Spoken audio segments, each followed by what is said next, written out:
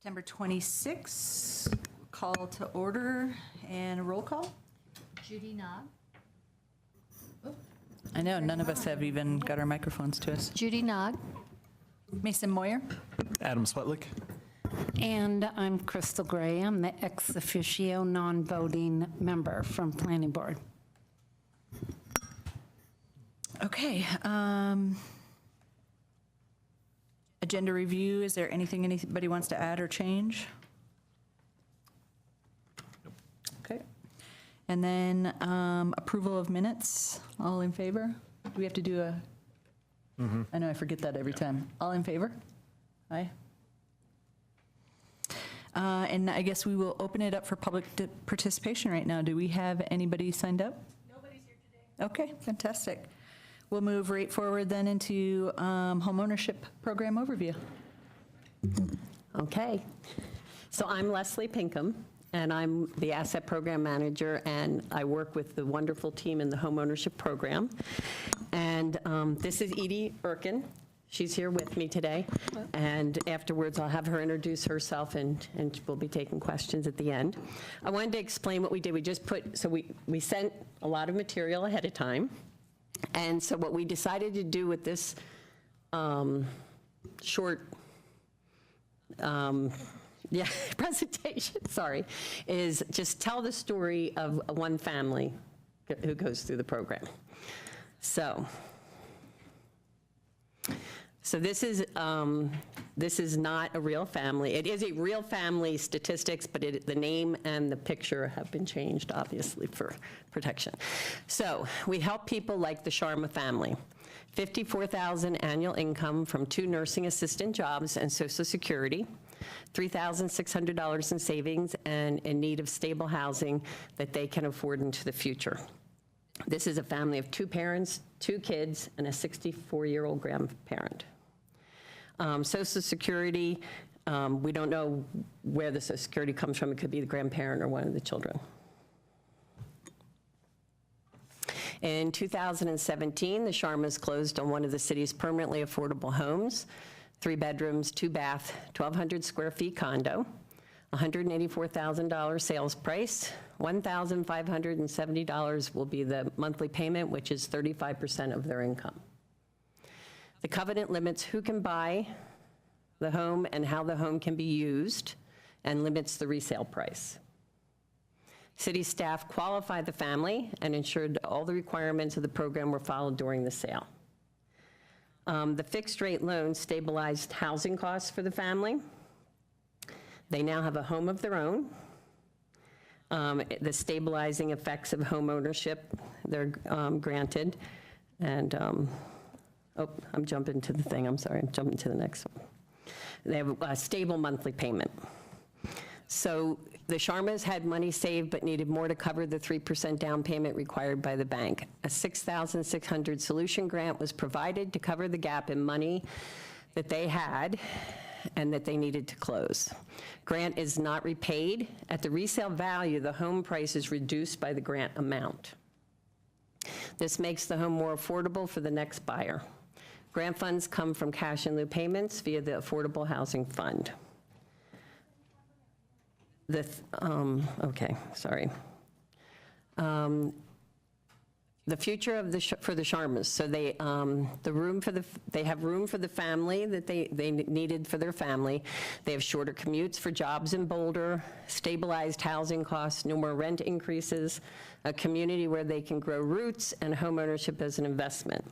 The $37,200 estimated proceeds are based on the appreciation number over the last 5 years. So if they were going to sell their home after 5 years of owning it, that would be the estimated proceeds. Additional programs that are under the home ownership program, the Housing Legacy Program, which is a fairly new program in the last 2 years. It is residents designate their homes to become part of the permanently affordable program after they die. We have 2 homes so far who have, 2 people who have donated their homes to this program. Home repair, help with health and safety repairs for low-income owners, low-interest loan provided to pay costs. And so, I'm sorry. So I have some, so permanently affordable and solutions grant are the most popular programs. So I do want to tell you about the shared appreciation for the market rate homes in Boulder. That has been less utilized in recent years, likely because the program cannot provide enough funds to make it helpful for a market rate home. It's 50% up to 50,000 loan maximum. 15. Oh, did it sound like I say 50? 15% up to 50. And this is the team. So Edie Erkin and her counterpart Eric Swanson are our program outreach. They qualify applicants, they manage sales. Corey, who you all know very well, she's your board secretary. She is our program information distribution center. And Julie Raymond does post-purchase occupancy compliance, and I'm the program manager. Yeah, I have an important question. Corey, how many jobs do you have? We started counting today. So I'm available for questions. I'm Edie Erkin. I'm homeownership program coordinator, and like Leslie said, I do a lot of things. I help folks qualify for the program, buy homes, and then I help current owners get capital improvement credits added to their home, refinance their homes, and when they're ready to sell, I help them sell through the program, and then also administer a couple of those other programs. After our question period, I'll introduce our two of our homeownership committee members are here to speak about their experience on that committee, and we're here for questions, so I'll open it up for questions. Thank you. You want to start? Yeah, sure. Thanks. Thank you for presenting this, and I thought the information was really helpful that you sent to us as well as now. And I think that when we're going to meetings with Jeff, I think we go by and see some of you working busily in your offices. Oh, yes. But I have two questions, and the first one has a couple parts. In the program, is it to low income only, or is it low and middle income only? So the home ownership program is available to those at low, moderate, and middle incomes. So we have roughly 620 homes at the low to moderate range at varying ranges, and then we have roughly 100 homes at the middle income range. So anything just above that low to moderate up to a middle income maximum at various ranges. And that Lisa, make do you sense? prefer me to ask all my questions at Yes. once? Okay.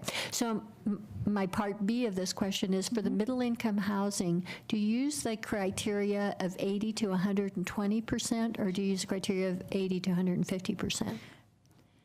So it's slightly different. So our low to moderate limit is at what we call HUD plus 10%. So it's the housing and urban development low income plus 10%. So that's varies from year to year. This year it's under 80%. It's 70-something%. I can get back to you on the exact number. So it goes from there up until it's HUD plus 50%. So it's not equivalent to the AMI percentages. So I'm sorry, I didn't quite get that. What does that mean? So for middle income housing people, what would it be about? So it depends on the household size. So for a household of 3, the middle income limit this year, so they change year to year based on how the HUD numbers change, is roughly $113,000 for a household of 3, and it varies by household size. So it can be, I'd have to get back to you on the exact, but it varies. And that's okay. And I'm just wanting to know, is that decision internal from the city, or is that because it's easier with HUD guidelines and all that to? So part of our program guidelines are because we are a participating jurisdiction for HUD and for CDBG, the Community Development Block Grant Funds, and all of our programs are designed around those guidelines for consistency of one program guidelines. Thank you. And then my other question is sort of an obscure one, I guess, but as I was reading it, I think you had like the covenants in there that people agree to and all that, and I'm just wondering on your feedback, have there been any covenants that have been problematic either for you or that you've noticed for the owners? So we're always developing the covenant, and it evolves over time. And we find that it's an evolution, and that it's a balance between maintaining the affordability and having the homes be used for what their purpose is, and balancing the rights of homeowners to use the homes and gain equity in their homes. So it's a balance. So you're looking at it and constantly. So, but with that saying, when a owner signs their covenant, that's their covenant. Unless a emergency matter was passed by the city manager, that can't be changed. So going forward, new owners who purchase could have an updated covenant, but that's the legal document they sign when they purchase, so it can't be retroactive necessarily. Great, thank you very much. Do you have something to add, Steve or Jeff? Is this on? All right. To give an example of how it's evolved, some of the earliest covenants did not require fair marketing practices where the sellers could select the buyers. And that was quickly became an issue of concern and was changed in the first probably 2 or 3 years that the covenant was being used. Other things have been, how we would handle capital improvements, the troubles that have come up over time, we try and correct with the evolution of the terms. And sometimes they're just disagreements that have to be resolved, whether something is damaged or whether it's just normal wear and tear. Thanks. Thanks for Sure. clarifying. All right, just a few. How long is the average waiting list any given year? It's hard to say because we don't have a waiting list specifically. Every household is going to have different needs in a home, so not every household is going for every specific home. We do certify folks in the program, and there is a preference given for those that are in the program for over a year.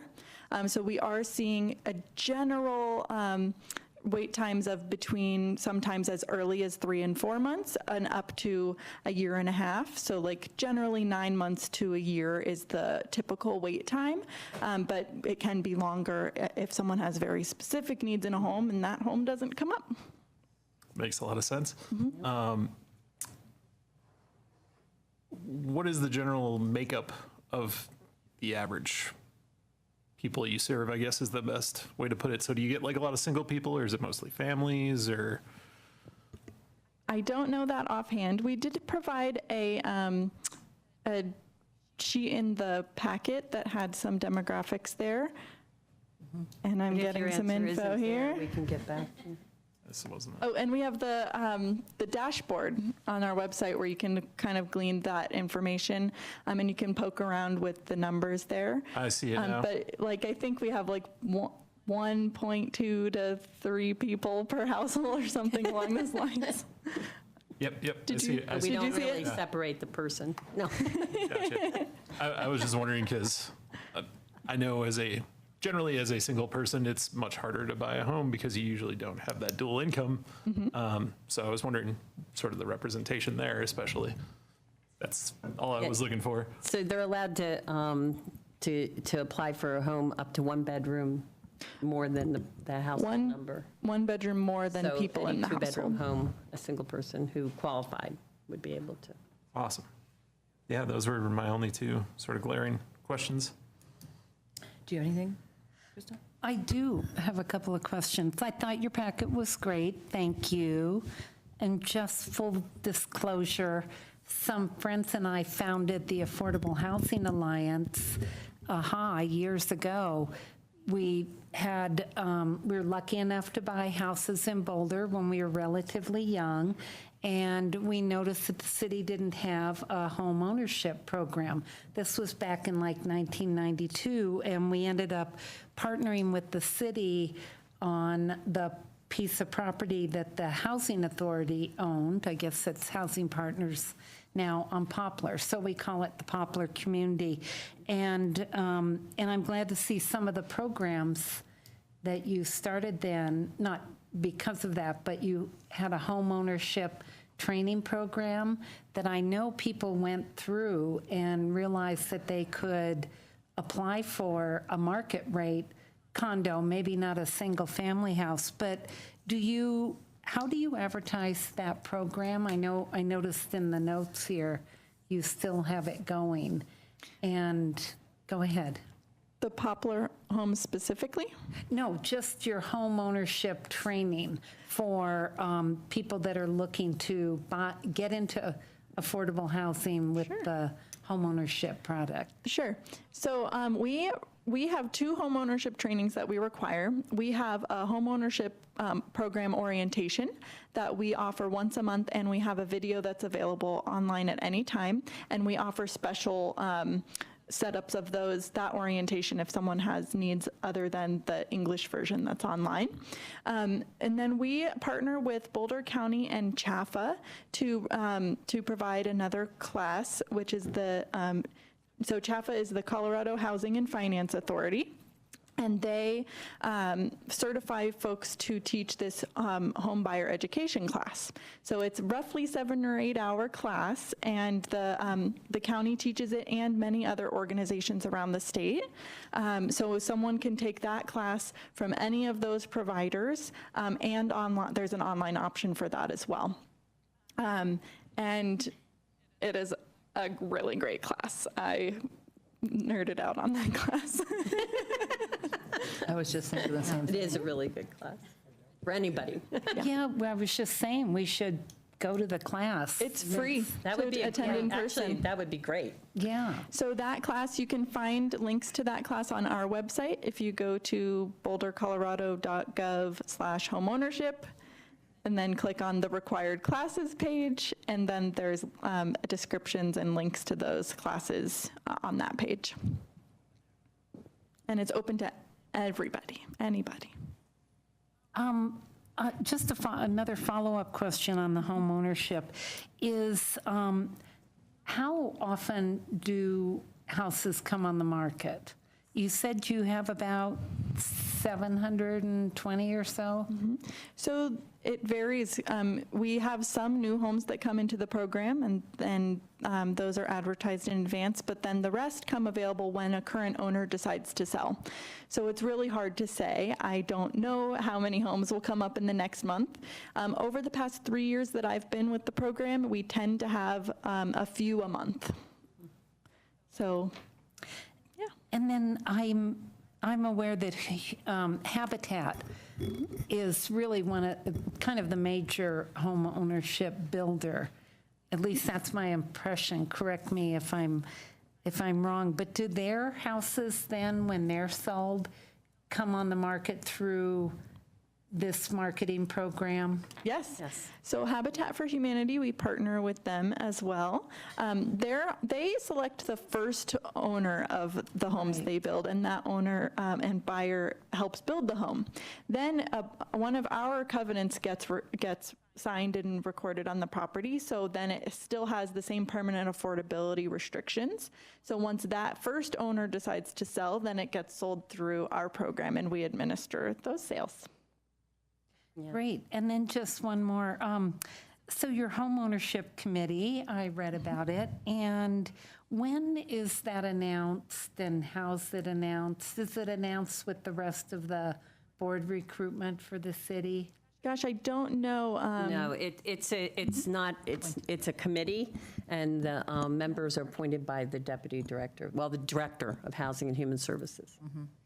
And then how could I know you have an at-large position and other positions that have specific requirements, but how do you let the public know that the committee, that they could apply for the committee? Yeah, so we did a lot of different things. A lot of it was word of mouth through organizations and just getting the word out there. We had everyone who had showed interest in it. We did written questions and interview process, and then we made recommendations and why to the director. Does that answer your question? And we'll send an email to our interest list that someone has signed up for. Great, great. Oh, yeah, anybody who mentions that they might be interested in the committee, we always definitely hold on to that. Good, well, thank you. Contact them. Is that it? On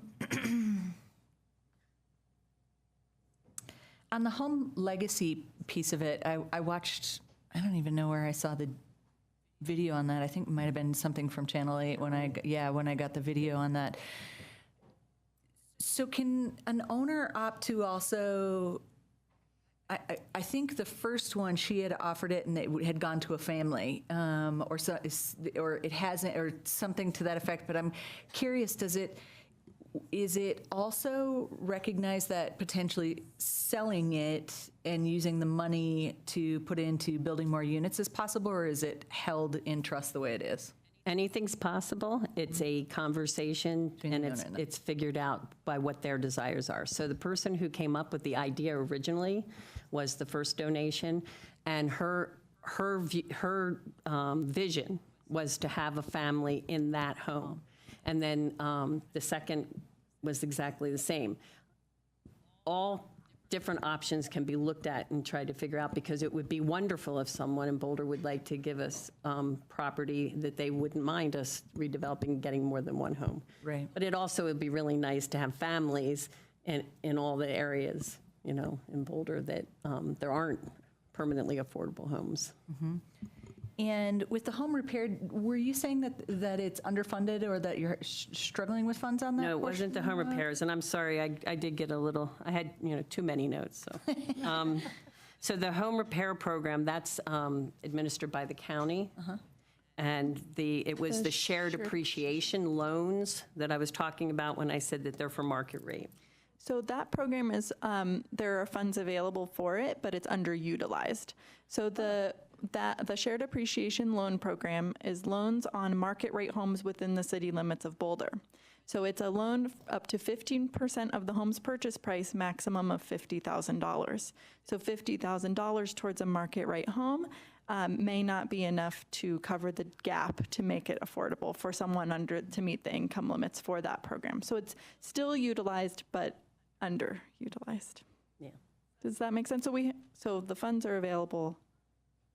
For the repair portion of it? No, the No, repair that's not the program is a repair. separate That's a program. different- Okay, so I want to go back to the repair portion of it for a okay. second. So you were commenting on something different, but could you explain the repair program while I flip through back to the paragraph that it was on? Sure. There it is. Yep. Go ahead. No, go ahead. The rehab repair program is a low interest loan program for those that income qualify in the city of Boulder. So it could be for a site-built home or mobile home in the city of Boulder. So I'm going to offer something as maybe something that could be piloted with this. So I just entered an accelerator program for a new startup business that I'm doing. And to be a part of this program, we were asked if we would 1% pledge back to the group. So if we get chosen, we'd 1% pledge back. And I'm curious about stuff like this because I know I'm spacing on what it is that the older president that always goes out and builds the houses. Come on. Yes, Jimmy Carter's. I'm like, where everybody works together and builds it. I know. Well, I told you I had a massage. I'm like a little not on my game right now. So I'm curious if you get into these affordable programs, if there's a 1% pledge back. So how can we help our community to become community members? So yes, I'm participating in this program and I believe in it so much that I'm willing to 1% pledge back, and maybe that's me pledging back in office work, maybe that's me pledging back in helping somebody who has repairs they need on their house. What an awesome way to create community at the same time that there's an appreciation value for the project that you're getting. So just a thought. Great thought. That's how the shared appreciation loan program is set up. So the 15% up to $15,000 on a market rate home, when that's due back, it's the loan amount plus a shared portion of the earned appreciation is what's due back. Are you saying 15,000 or 50,000? 15% up to 50,000. Okay. Both. Yeah. Yes.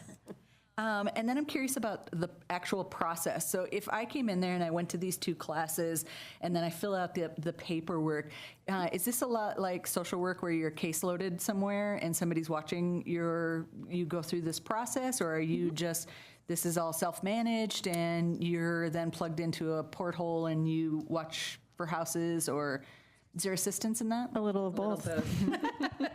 So homeownership program coordinators, so that's my role and my colleague Eric Swanson. We help you through the application process. Once you're certified, certifications are good for 6 months. During that time period, you look for homes that are of interest to you, apply for them if you qualify, and then go from there, and then recertify every 6 months. And what if you identify somebody who doesn't qualify for a home but might fit another program that the city offers? How do you network? Do you network, or do you just say So sorry? when we are made aware, we try to refer as much as we can to those experts, and go from there. Do you know what the foreclosure percentage is on these? Off the top of my head, I don't know, but it's very low. Okay. Yeah.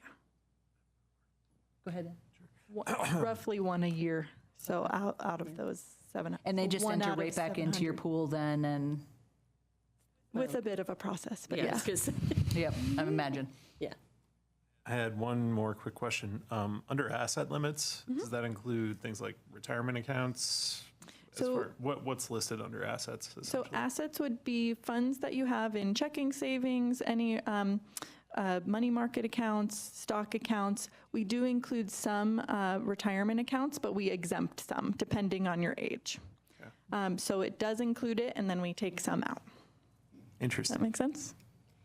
Judy? I have another thing I wanted to add. We recently asked the public for some input about housing issues, and one of the responses from somebody, and I can't remember his email or on Be Heard Boulder, or if they spoke, but one of the things they said is they wish that there was more publicity about all the good things that the city does, is basically what it boiled down to. So I just wanted to pass that along to you, because I don't know if you're getting way more people than you need, or if there's, it sounds like such a great program. I wish that, I don't know, if more people needed to know about it, that they could know about it. That's The majority of folks applying to our program hear about us from friends or family. So we do kind of take down, how did you hear about us? yeah. And I think that's really cool. But we could definitely get the word out more. Yeah, and I wasn't telling you what to do or anything. I was just providing you with feedback appreciate that the that. public told us. Thanks. Maybe that would be a suggestion on the website redesign for the city, as well as like a celebratory page of Yeah. this person just got a home, or We do. you get a home, and you get a home, and you get a home. We do promote on social media as well, on occasion, so Facebook and Yes, I've seen those. the other And ones. they did a couple Next door. articles in the city newsletter. Yeah. It goes out quarterly. We went to What's Up Boulder each time. Yep. I mean, we do try to get the word out. But At every Boulder County home buyer education class, we talk about the affordable programs. Nice, yeah, you'll hear some again when you go to the class. right? Anybody else? Thank you so much for your time. Appreciate Great, it. thank you. So let me introduce our homeownership committee members who have come to talk about the homeownership committee. So just as a refresher, we have an advisory committee that we seek advice from on certain aspects of the homeownership programs. When someone doesn't quite fit in the boxes and needs, if there's a gray area, the committee hears exception requests to the rules, and then advises back to the director, who has final decision on those matters. Here with us tonight, we have, who's to go first? We have Alicia Alpenfels. Did I pronounce it right? I can never remember if I do. And Marcia Zipkin. And Alicia is our lender representative on the committee, and Marcia is our community member at large. So, Alicia.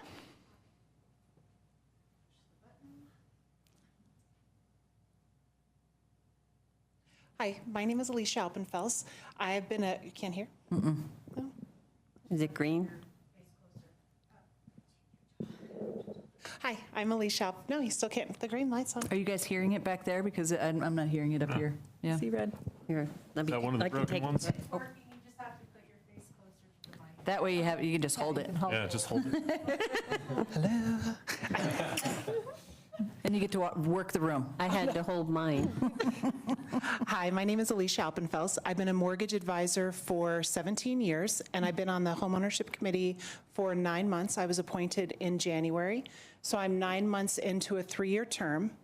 And my role is I'm still, figuring out exactly what my role is for the committee. But at this point, what I've been doing is just answering questions to ensure that the home buyers aren't getting into predatory loans. So I've been answering questions about what is a realistic interest rate? What is a HELOC? What should a HELOC look like? We've been talking about mortgage insurance and different ways to structure mortgage insurance. I'm not sure if that role will change over the next couple years, but at this point, that's what I've been doing. It's very interesting to me. I had wanted to get involved with the program for a long time, and actually, I think I was part of the home repair program in the early 90s. I'd bought my first house, and the first 9 months I'd owned my house, every appliance had broken, every single one, and I had absolutely no money to repair my furnace. So I came and got money to replace the furnace, and then it was what they would have called a silent second. And then when I sold the house, whenever, this was like 1993, they paid it, I paid back the loan to the city. So I think I've always been kind of had a fondness for the program just because it really helped me out of a bind a long time ago. And I'm enjoying it. It's nice to be able to kind of get more involved, see how the program works, because on the lending side, I know about the program. I've had clients use the program, but I never quite understood how some of the rules were determined. And so to be able to be on the committee and kind of have that input and kind of help them decide some of the decisions, it's been really cool. So that brings up something kind of interesting, and I was thinking about this under the compliance piece of it. But I'm curious if in this program there is a way, because I personally know a couple of people that are in the affordable that bought and now are doing really well. And I'm wondering if there's not a way, because I was like, well, it's only by complaint, it's only this, but what if there's a way to incentivize people that are in these permanently affordable houses, like you sold and then probably moved up to a market rate, or are you in a market rate now or something? Oh, yes. Yeah. And I've had a couple friends that have done that as well. So I'm curious if there's not a way where, like, maybe once a year under the marketing program or something, you send out a card to everybody just saying, are you at a point where reconsidering for a market home, or to look at, something that incentivizes or promotes, is it time to expand and move on and give property back for the next family that could help out? Just curious if there's a way to, in a positive way, say, is this something that we could look at? Well, and I think the program doesn't allow for it to be an investment property. So when I'm talking to my clients and we're talking about ways to structure loans, we look at what's the cheapest monthly payment versus what's a long-term investment. Because if somebody was buying a property, like I have, first-time home buyers that are buying properties, and we might look at how to handle the mortgage insurance. Do you pay monthly mortgage insurance, or do you build it into the rate? And what that discussion would be is, if you pay monthly mortgage insurance, maybe in 10 years that mortgage insurance falls off, and if you keep the property as an investment property, at the end of the day you have a lower monthly payment. But that wouldn't be the goal for someone in this program, because you can't make it an investment property.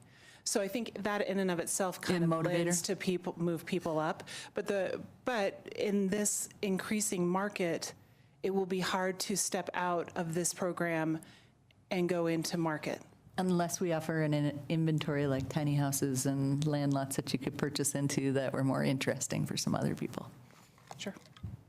Just something I'm putting out there. Thank you. Do you guys have questions? I just have a comment. I think programs like this, committees like this, are so valuable, and I want to say thank you to both of you, because the programs are fabulous from a general aspect, but to make sure that people don't fall through the cracks and get good individual advice is just crucial to me. So I really appreciate what you're doing. Oh, absolutely. It's been my pleasure. Thank you.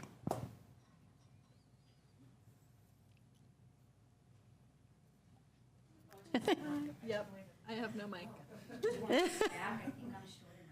Okay.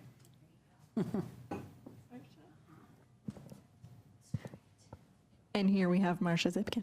Hello, can you guys hear me? Yes. Okay, so my name is Marcia Zipkin, and I actually work for Boulder County, and I serve, as Edie said, as the community member at large, and my role with Boulder County actually is the instructor for the home ownership training classes that you were referencing before. And then also I teach 11 different financial workshops, and these are all workshops that are free and open to the public. And before I was primarily an instructor, I have been operating with Boulder County as a HUD-approved housing counselor.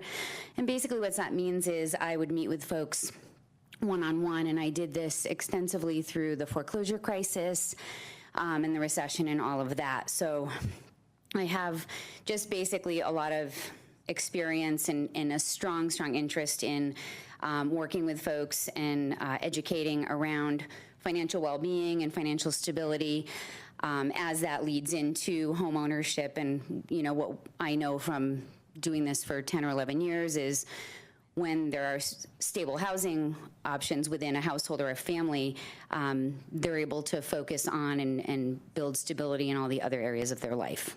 So I was honored and pleased and tickled when an opening became available on the homeownership committee.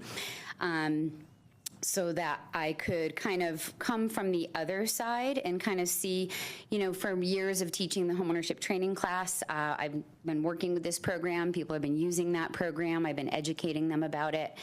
And, but I was always kind of on that side and not really understanding the depth of the inner workings of the program. And so what that has done for me, being able to be part of this, is come in with a lens where I'm really looking at everything from, are the decisions we're making the best for the borrower and the community member for long-term stability, or making a decision that's ultimately just going to help them within their lives and also the community. So, you know, that's kind of where I'm coming into it, and it's really helped to have that more roundabout view with what's going on with the program from the inside, and then also me being able to speak to people about it from the other side and through those classes. And we have, as far as the marketing piece that someone asked a question about before, just for reference, there are 50 to 70 people that come to that class that I teach every single month. Whoa. And so for an example, also, so the next class is coming up on October 20th. I allow, because of space issues, 55 people to sign up, and I'm already at full capacity for that. And then I allow 70 people to sign up in Longmont when I teach there. Wow. Have you told them about the Housing Advisory Board? No, I haven't. But if you have material that I could share with them, I'd love to do that. I'd also like to know, if possible, can you, when you send out notices of those meetings, could you just put us on the list in case one or more of us can go to one of them? It sounds great. Yeah, you know, we do. So my program is actually housed within Workforce Boulder County, and we send an email out monthly with all of the training and education that we do, which would include the homeownership, the financial, and also career-related workshops and services. And if you provide me with or I can get them from them, your contact information, I am happy to add you to that list so you can receive that information. So I'm curious, because something that sits with me are the youth, and I'm curious if you guys do any pre-work with any of, like, through Attention Homes or Bridge House or anything like that, just prepping them for what they can, you know, not that they're going to actually qualify and go for a house, but looking long-term. Yeah, so we do try to connect with lots of different community partners, and it's funny that you just brought up Attention Homes, because maybe 4 or 5 months ago, we were trying to meet with them to talk about how we can work together, and I think that kind of fell apart over the summer with schedules and things like that. I work with a lot of schools out in the community, Boulder Valley School District and also St. Vrain Valley School District, and I'm going to be meeting with someone in a couple of weeks from St. Vrain Valley School District to talk about maybe doing classes for high school students, and then also I often work with the parents of students within the school districts, so giving them financial education. And within all of those workshops, we end up talking about homeownership, because if someone's renting, ultimately, most likely they are thinking about wanting to become homeowners. And so it can begin within those financial workshops that we start talking about what's needed so that people can, have that as a future goal. Yeah. So with the committee tying into you guys then, do you refer them to somebody on the committee, or how do you guys work together? We hold a monthly meeting where we bring exception requests and policy discussions to the monthly meeting where all of the committee members meet and some staff. And if I can comment additionally on that, and I don't know if this is helpful for you, but I thought of it while you were talking. So what happens is we're presented with a scenario, but it's a confidential or anonymous sort of scenario about whether it's an exception to someone who's already living in a home or not meeting all the criteria around being eligible to apply for a home. And so we're able to kind of talk through the pieces of that. And for me, it's really helpful to have like Alicia and then the other folks on the committee who all have their own unique lens on the homeownership scenario. So Jeff, are they a part of Ponderosa at all, or is HUD specifically working with them on it? Because I know there was a lot of questions about who could qualify, and they were trying to work through what does it look like to potentially own these other homes, and or was it just HUD working through, like, I know there was a couple of the CU attorneys that were doing title cleanups and stuff like that, but I'm curious if they had more of a network that was put in place to help with a lot of that, and I didn't know if it was this group. So we're doing a home ownership workshop on November 4th with Habitat for Ponderosa. So that's the next thing on their agenda. board is for that. Nice. So Habitat and our department are working together. Because it will be very similar as to the other Habitat homes where our covenant will be on the homes, but Habitat will be involved in the first part. Anybody else? Does that make sense? Yes. Okay. I meant to say Habitat, not HUD. I don't know why I said HUD. Oh, okay. Yeah. Well, then you already knew. Yeah. Partially being blonde, partially being other things. Thank you so much for your time and Yeah, energy. thank you. Really appreciate you coming down. Thanks, Marcia and Alicia. And thank you. You guys have anything else? Very much. No, thank you. It was a great presentation. Appreciate Thanks. it. Any last questions? I'm feeling complete. Wonderful. Thank you. Have a great night.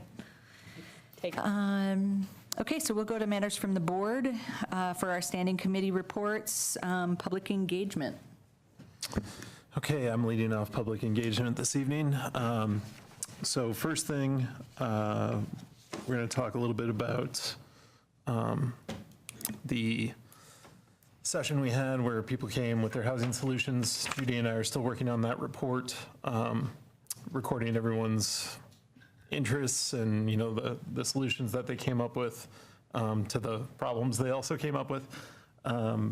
We've been working with Zach to get some feedback from Be Heard Boulder in a nice, well-documented sort of document, essentially. And once we have that all together, we just have a couple more steps we want to take. Then we'll present it to the board, and then hopefully, with the board's approval, we'll send it on to council just for their information, not necessarily for any action. Judy, anything else on that? Just a couple. There's one area we could use feedback from if anybody has any ideas, and that's besides giving it to council as just a report, we're not making any recommendations, and putting it on our website and emailing all the people whose emails we have who did contribute. Is there any other way that anyone can suggest that we can make sure that we complete that loop that they talk about in the public participation working group? The feedback loop. The feedback loop, yeah. So if you have any ideas, that's one. The other thing is I just happened to have had a conversation with Bob Yates day before yesterday. Is that what I told you, day before yesterday? Yep. And was mentioning it to him, and he said he believes, it's his opinion, he doesn't speak for whole council, but he believes that council is really happy to get reports. But I showed him what our sort of temporary report looks like, and he said he thought it would really help council if we highlighted, besides all the items, to show them everything that people submitted as their ideas for solutions, and to eliminate duplication. And if we wanted to illustrate that more than one person made the suggestion, we can just put an asterisk or something. But he thought it would also be really helpful if we as a board highlighted what ideas also were going along with our thinking, so they would know that. So we don't have to decide that tonight since Jacques' not here and our new member, but I wanted to know if there's any discussion about any of those things. And I did talk to Judy about your feedback about the process in Yeah. general. So that was covered between the two of us. You were the only one, Jacques didn't get back to us about what he thought about the session itself with the public. Oh, okay. Yeah. Yeah. Yeah, it took me a second there. I was like, which What Adam's talking about is we wanted to, after we put on this first engagement event to get feedback from the public, we wanted to know how the board felt about what, if there were any suggestions for improving it in the future. So we appreciate your comments. Yeah. Any initial feedback on Judy's thoughts? Otherwise, we'll just keep. Yeah, no, it's hard to feedback on something I haven't seen yet, Right. so, Yeah. you know. Totally fair. Yeah, it sounds like you guys are headed in a fantastic direction, so go team. Okay. Yeah, we expect to be done pretty quickly here, hopefully by the next, whatever our next scheduled meeting will end up being. Okay. Second piece from the Public Engagement Committee. So we were considering what our next big sort of event or topic for our next event was going to be. And Judy and I thought that the occupancy limits would be an interesting community discussion. It's not necessarily on our work plan right now or council's work plan right now, but it seems like a really ripe topic. Number one, people have a lot of interest in it. And number two, it's a place where we feel the community could build a lot of consensus, where there's probably a lot less people who are this far apart than are this far apart. So we thought that being sort of a topical focus where we have a few different engagement sessions would be really beneficial, especially if council would maybe be teeing that up for next year in their retreat. So if I understand you right, what you're saying is that for every larger public engagement, what we're talking about is having it topic-driven? Not necessarily every single one. Like, I think we can choose between a broad thing like bring your solution. We just wanted to do a topical one, and we felt that this was a pretty good one to work off of. Yeah, it makes me excited because to me, it's like, that's fantastic. I mean, because I could see it structured, like organizationally working around those topics. So that, to me, it seems, yeah, I'm all on board with that. And at this point, since it's not actually on the council's work plan, it wouldn't be as something we would vote on and make our decision. That would have to go to council first in that way. It would just be to talk about. And we really spent some time talking about why we thought that would be a good topic. But additionally, I did mention that, and I discussed this with Adam. I did also mention that to Bob Yates, and not only was he pretty excited because he loves the idea of boards experimenting with things, he also liked the idea of the goal of building consensus. And he had one suggestion, and that was that instead of doing just one public engagement, we had talked about the idea of letting people sign up ahead of time and then picking 2 people for eliminating occupancy and 2 people for keeping the current occupancy randomly. He also suggested that we do at least one more and consider doing one where we ask for local expert building consensus arrangement where we could actually come up with criteria. He said all we would need to do is come up with appropriate criteria for who we consider to be expert in that subject, and then ask someone on each side of the issue to give their presentation, to rebut each other, and then to have a facilitator, possibly from the city mediation group, mediate, trying to build consensus between those two people. Jeff and Aaron stated that we don't need to have a public hearing before each time we talk about it.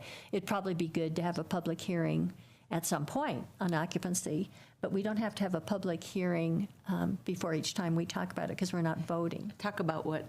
Occupancy. We don't have Just to have a bringing public. up the topic in general. So, Oh, yeah, I mean, Yeah. we could talk about it, Yeah. yeah, like any issue. yep. So just to recap real quick, we're looking at multiple sessions, different sort of types of session each time. One that's just anyone in the public who is interested in the, in occupancy, they come, they give their spiel, like sort of like a normal public comment period. We have one where we come up with our criteria for who a local expert might be, send that out, and then anyone who qualifies under those guidelines comes. We pick a couple on each side, and they come and try to build that consensus through a short debate with a moderator. And then, what was the third, Judy? Was there a third? Well, there was the regular public, just the That was the public. first one. But then there was public where we pick people who have submitted ahead of time and do 2 and 2, 2. I mean, one is the general public, one is where it's just a debate towards consensus with 2 people. Right. And we're not, that's just what we're suggesting and putting out. We also don't have to make any decisions on that tonight, because we've talked this through with Jeff, and we're not looking at doing anything before January. No. We already have a really full work plan, so we're just Yeah. putting this out there for everyone to think about a little bit, and then come back to, we'll start thinking about what the structure might look like, and hopefully we'll decide on a date that's very early in the year. Love the idea of, number one, where we're doing topic-driven sessions and maybe naming it public session instead of public comment, so that it has a wrap around it a little bit more. I'm curious if we could get feedback from a facilitator in advance, saying something to the, giving us advice or direction on how to format it. So saying, because for me, when I try and walk it through my head and I have opposing views and how can we create consensus, I'd be curious, like when I watch Building Bridges with Brenda or anything like that, is that it'd be, and maybe there's a way to bring in CU because of the Building Bridges thing, but it'd be interesting to see if this is a dot formation, or if this is to avoid the confrontation piece of it, Yeah. to build the consensus without people having to say my position's better than that position, and creating the animosity. But how do you diffuse that? And I don't know, I'm not a facilitator, but it'd be interesting to see if there was something that was out there that they already kind of used that we could glean from. I get what you're saying, yeah.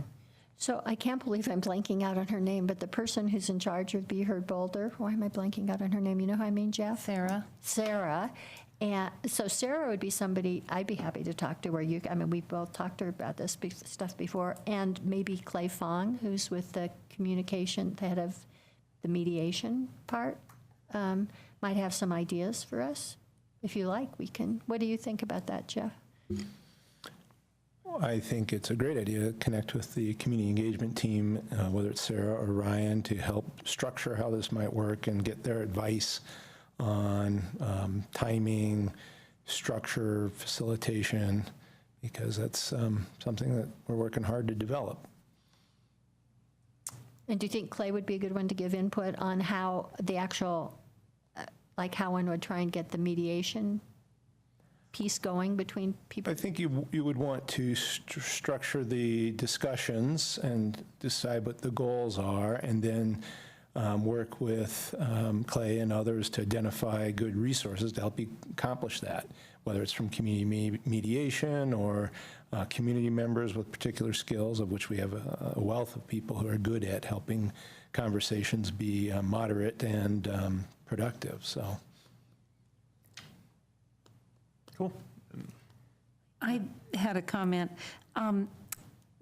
Before I talk about the occupancy limits and how that might be structured, I would suggest looking at what's on the council's work plan right now after their study session with the large lots. And it might be something you want to put some energy into weighing in. There's been a lot of talk, especially at the presentations from the public, when you ask the public to come in, that might help inform some of the council's discussions. I thought of the large lots and then sub-community planning. It'd be nice if the staff from planning board, they did a presentation, or from planning, they did a presentation to the planning board on Thursday on the sub-community planning, and then one to council. It was basically the same presentation, but you might have some suggestions on how housing issues might fit in with the sub-community discussions. So I was just thinking those are two projects that are starting now, and I think it would be helpful, considering some of your discussions, to maybe be able to weigh in on those, understand them and weigh in. And then on the occupancy limits, and this applies to any kind of topic-driven project, I'd say you want to have a background like with the education, where we stand as a community. I find that there's a big misunderstanding about the occupancy limits. They're different in various zones. My zone, you can have 4 unrelated per unit. We're in a mixed density area, so that's quite a, sometimes you have a 4-plex on one side of you and a single family with a little accessory unit on the other side of you. And so that whole education would be really important, so everybody's starting at the same, with the same information. And then the other thing that I found to be really helpful are case studies. Now, in the sub-community planning, there's a whole series of case studies that they cited for different communities around the country. And when you start reading them, they're very, very interesting and really informative. So, I mean, a case study on occupancy, I looked into it a little bit last year, and it's really, someone would have to be calling the cities, or, the planners have got all these networks of information. It might be good to get information.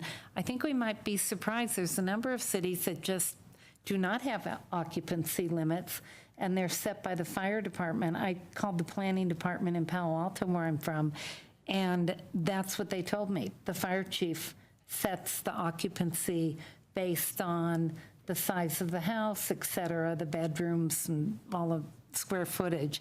So I just think that would be really informative. Who would think that Palo Alto didn't have some kind of occupancy? So what I'm kind of hearing then is, no matter if we're doing a public session around a topic or specifically a question, it would be great to have kind of a why statement, or what problem are we solving for, and having some previous, just like with any of the presentations, a little blurb of the background of where we're at and how we got here. There. Yeah. And then what we're solving for. Excellent. Or what's available. I totally agree. And if I think I saw something that Judy and Adam, some preliminary results that you had sent out. Am I making that up? About or did I see it? About the input session Yeah. you had? Yeah, okay. So I think you'd want to go back and, say, as part, and that was a good point, Mason, as part of your why we're doing this, and is to be able to tie it back to that, or other issues, or other forums that have brought this up. Great. Is there any other questions or anything from number 2 and from public engagement?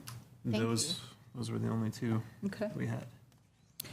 Okay, so that's special committee reports. So we just finished with standing committee reports. We're going to go into special committee reports. Jeff and I were talking earlier today, and I think that we both kind of slipped on, and we called it rental increases, but I think we meant to say affordable housing resident concerns for the special committee. So just an FYI on the update on the agenda is that it's in that. So who's on the lead? I think I'll do this one as well, yeah. So what you see in the packet that was sent is just the initial concerns that were brought to us, listed under original items. So that's a listing of essentially every item that was brought to us with those affordable rental housing concerns. We went through that list, and in the second list, that says items to be addressed in other ways and removed from consideration at this time, we removed the items from the original list that we thought were a little bit beyond the scope or should be addressed in different ways other than our specific committee. The thing that is missing from this document is the items that we took out and chose to sort of take on and see what we can do with staff in order to come up with the information we're looking for before we ever, make a recommendation to the board or to make a recommendation to council, essentially. So you don't see in this list here what we're actually working on because we wanted to get with staff and get as much information as possible about those items before we present it to the entire board. So it's about 4 or 5 total items that we're concentrating on right now. And I'm happy to share those with you. We just wanted to keep working, I guess is the best way to put it. Yeah, I think we discussed again, since Jacques' not here and we're going to have a new member soon, I'm not sure that it's crucial to spend time on it tonight, but I did want to mention, especially if anyone is watching, that why Adam and I are so vested in this committee. And it's because, as you all know, several months ago, some very concerned affordable housing residents came here and talked to us, and they also talked to City Council. And we talked about it for a while and then sort of tabled it for a while. And we feel an obligation. We realize this is an issue that may not affect a lot of people, but it might affect a lot of people, a small amount of people, very greatly. And we feel that if it's true that affordable housing is starting to be not affordable to some of the people in affordable housing, that we need to take a look at it. So that's just the background of why it's something we want to continue to work on. And I think as long as we continue to do whatever's on City Council's plate, that we can put in a few things that we think are important to us.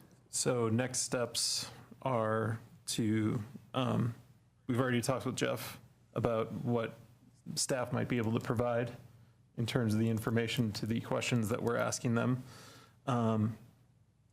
And once we get some of that information back, we're going to try to make a move to have the board, say whether or not they agree with what we're considering to recommend to council. The interesting thing is, after we went through this process with Jeff, is a lot of the topics that we're focusing on are mostly informational, like creating a database of why people might leave affordable housing, just as a quick example. So if people are truly getting pushed out because rents are being raised too much, then we'll sort of have that information. So a lot of this stuff is just going to be informational and not so much needs to be actively changed in rules or anything like that. But we want to make sure that essentially we have all the information that we can about these residents and what their situations are. So that's sort of the main focus. Again, probably the next time we meet, we'll have the full list of things that we're working on for you, and hopefully some feedback from staff at that point about those items. And also, there may be things that we suggested being taken off the plate that the entirety of the board might want an item back on. You might go, well, you two don't want that, but we think this is important and under this. And then there might be other things that we think are worth working on that the whole board doesn't think it. So that's the sort of discussion we want to have. Another thing I want to say is another reason why this is important to us is we're the engagement committee, and we take, public engagement very seriously, and this is the first group who's come to us with something, and we feel an obligation to discuss it then, because a group of people came to us, and the little bit we've looked into it, we see, we see some concerns that are worth us pursuing. So I just wanted to put that out there too. So I guess what I would ask of you and Jacques when he sees it is if there is anything Jacques responded to, by the way. Yep.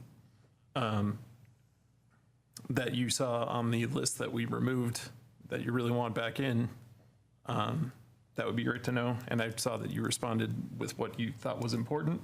So we might just be going at this opposite ways. I mean, honestly, I was confused by the form. Yeah. I had no idea what was going on. I didn't know why there was duplicates, and then I realized that the second duplicate was just you making comments on it, and I just didn't understand what the format was. Totally. So I think it'll be really cleared up as soon as we share the list that we're actually working on. Okay. And I don't know if you're working on the Google Docs, but I sent a link so you could literally see my comments alongside of it. And I only went through the first 12 because I didn't realize there was more. I just thought it was your comments on the second 12. So I was like, I just didn't understand. And so you have my comments on that. And part of, I said this many moons back in the beginning when we first started talking about committees, but personally, I mean, and I sent out the email list of when I had requested everybody say which committee that you're on, is that in this process, I think to be clear is that we should have a why or a problem we're solving for. So I get that we all just want to be on these, but what's the why and what's the problem that we're solving for? Gotcha. So for me, in this, when I was looking, is that the scope? Is that in the scope? Is that not in the scope? And then I was like, well, we don't even have a scope. We don't have a scope, We don't yep. have a scope. We don't have a problem. We don't know. So how do you know? Then it becomes subjective. Is it in? Is it out? No. So I get and think it's fantastic to answer everybody that's coming in, because that is why we're here, is to be that connection halfway. But I feel like we need to be clear. And I will make sure that we come up with that, because Jeff told us the exact same thing, except on an individual question basis. So we created our problem statements for Each one. I could see that. Yep. I could see but we did not give the full scope, which I think is a lot more limited than we had originally anticipated, just with our actual abilities as a board without a whole lot of staff time to dedicate to us. So we'll make sure that that is part of our next, report. That's great. Fantastic. That was the that only way- thing that really came to me, is structure, format. Yep, what that are way we you solving can see for? how our thinking aligns within the scope of the project itself. Cool. That's all I Yeah, had. still trying to figure this out. I think it'll get a lot better process Yeah, as we do more of these. agreed. Anything else then under affordable housing? I just want to say, meeting with Jeff really, really helped us. Thank you. Don't you think, Adam? It really. Oh, yeah. It really helped us. It helps me all the time too, Jeff. Yay for Jeff. Okay, so we have no reports in the other areas. I guess since we've gotten through the standing committee and the special committees, go ahead. Did you want to review the list of committees? That's what I was just going to say, is that maybe since we've talked about the two committees, maybe we can just, so I asked everybody, instead of me just saying, are you on this list, are you not on this list? And I wrote what your responses back were, not what I thought any of you should be.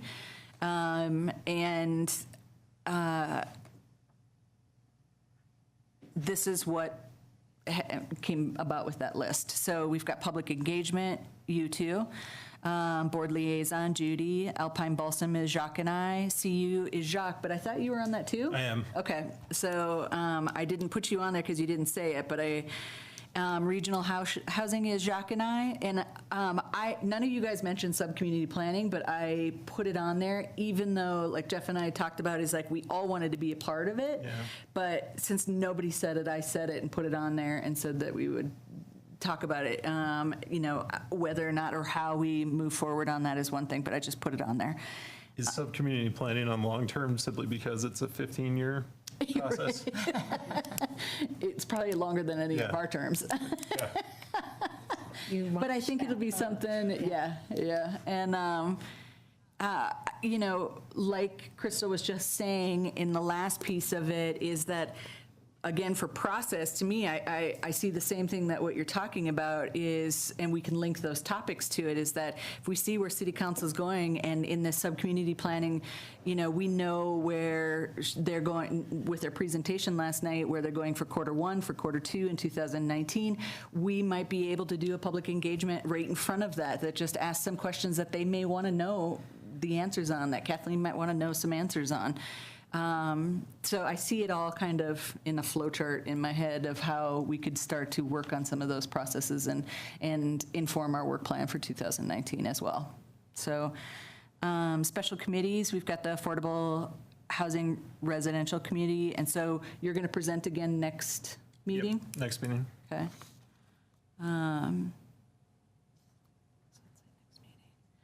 And then we have AMI, and you were going to see if you were going to be ready for this one or for next one, right?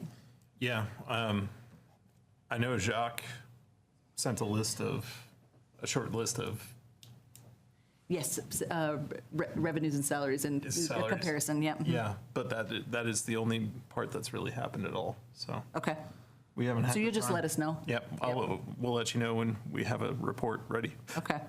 And then I think, you know, Judy brought up a good point of what's already been completed, so it might be kind of nice to be able to tick some of those down as we move forward. Was there anything that I missed on those lists, on those committees from anybody?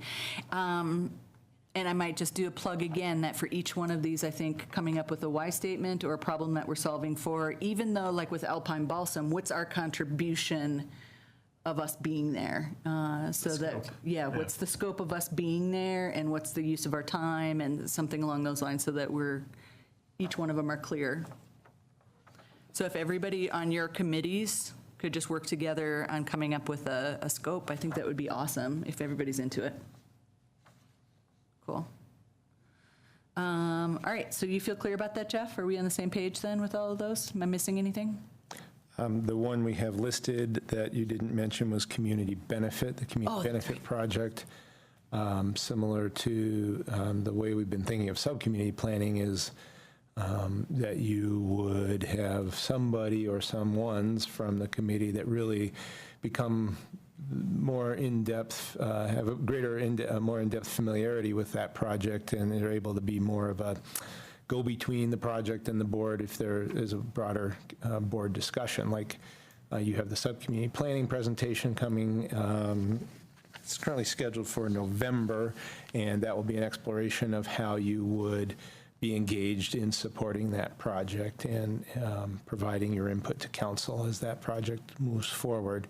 Community benefit is the other one where there was a study session, and they are incorporating all the feedback into an updated project plan, which would involve potentially some input from you all. Mm-hmm.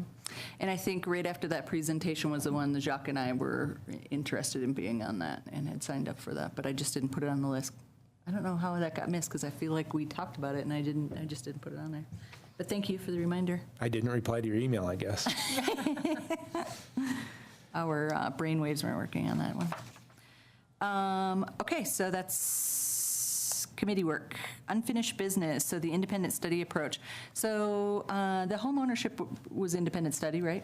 Yeah. And we said that we would give feedback on... If I may, just Yes. if anyone is curious about what you're talking about, the board had asked that to try an approach where instead of a fairly lengthy and in-depth presentation on the issues, that most of that information be provided up front, and then the bulk of the time with the board be answering questions from staff, answering questions.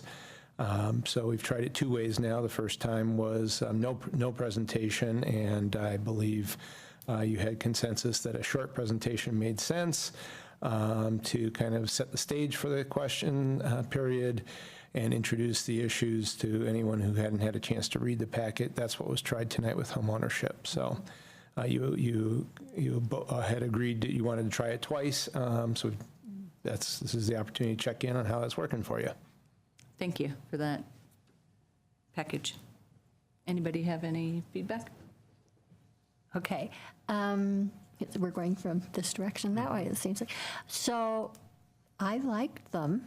I think, without question, anything that we have to make a recommendation to council on, I'd like to both get the materials ahead of time and have a presentation, because I think that's just a different sort of level.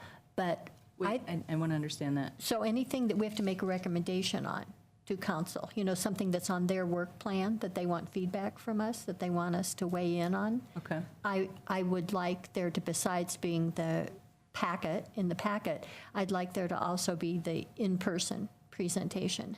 But the ones that we did, I really liked, and I thought that were great for things that are not on council's, not specifically on council's work plan for us to vote on. I liked them. The educational stuff. Yeah, just educational, yeah. I believe that you had agreed that when there was a public hearing and a recommendation that you had a desire to have a standard full-length presentation followed by a full question and answer as part of that public hearing, which would be a standard practice. Yeah. So I think that this independent study was limited to items like you just pointed out, Right. that are background, educational, setting the stage perhaps, but are not actual recommendation discussions. So I'm on record as good. I still agree with what we said out then, and I liked it. I thought it was a good idea of yours, and I thought it worked well. Yeah, I like the middle ground. They were here. They were super helpful. We only spent, 40 minutes total with 3 or 4 different presenters. So I thought it was the perfect sort of, Blend. yeah. Yeah, I'm with Adam on that. Jeff, any feedback from the two groups that have presented under the independent study? Besides they like getting out fast? It needs to work for you guys. I didn't hear any negative feedback about missing an opportunity to share. I mean, it does tend to focus the effort up front on really thinking through what information will be most helpful. I think people have appreciated the opportunity to present the information that way.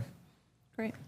This leads me to a tangential question, is that how does one bring a new member to the board up to speed on all these things? Because we've heard, maybe 10 presentations or something? How does that work? Typically, well, Crystal, you could probably speak to it with more authority than I, but what I have seen is that each board handles their orientation onboarding a little bit differently. Often there's a massive pile of things to read and presentations to review, but often the people who are appointed to boards have been following the issues and may have actually seen a lot of the presentations. So Crystal, you want to speak to that? Yeah, I think, one of the things that the board's staff often will do is if you get one new person or two people, hold a little orientation, as Jeff said. And there's a lot here in the housing department that doesn't have the eyes of the public on them because it's a new board, quite frankly, only the things that go to city council.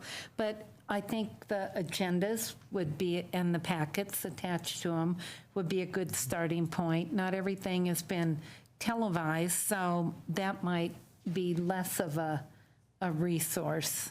But yeah, just kind of, as you said, I do have some thoughts on this.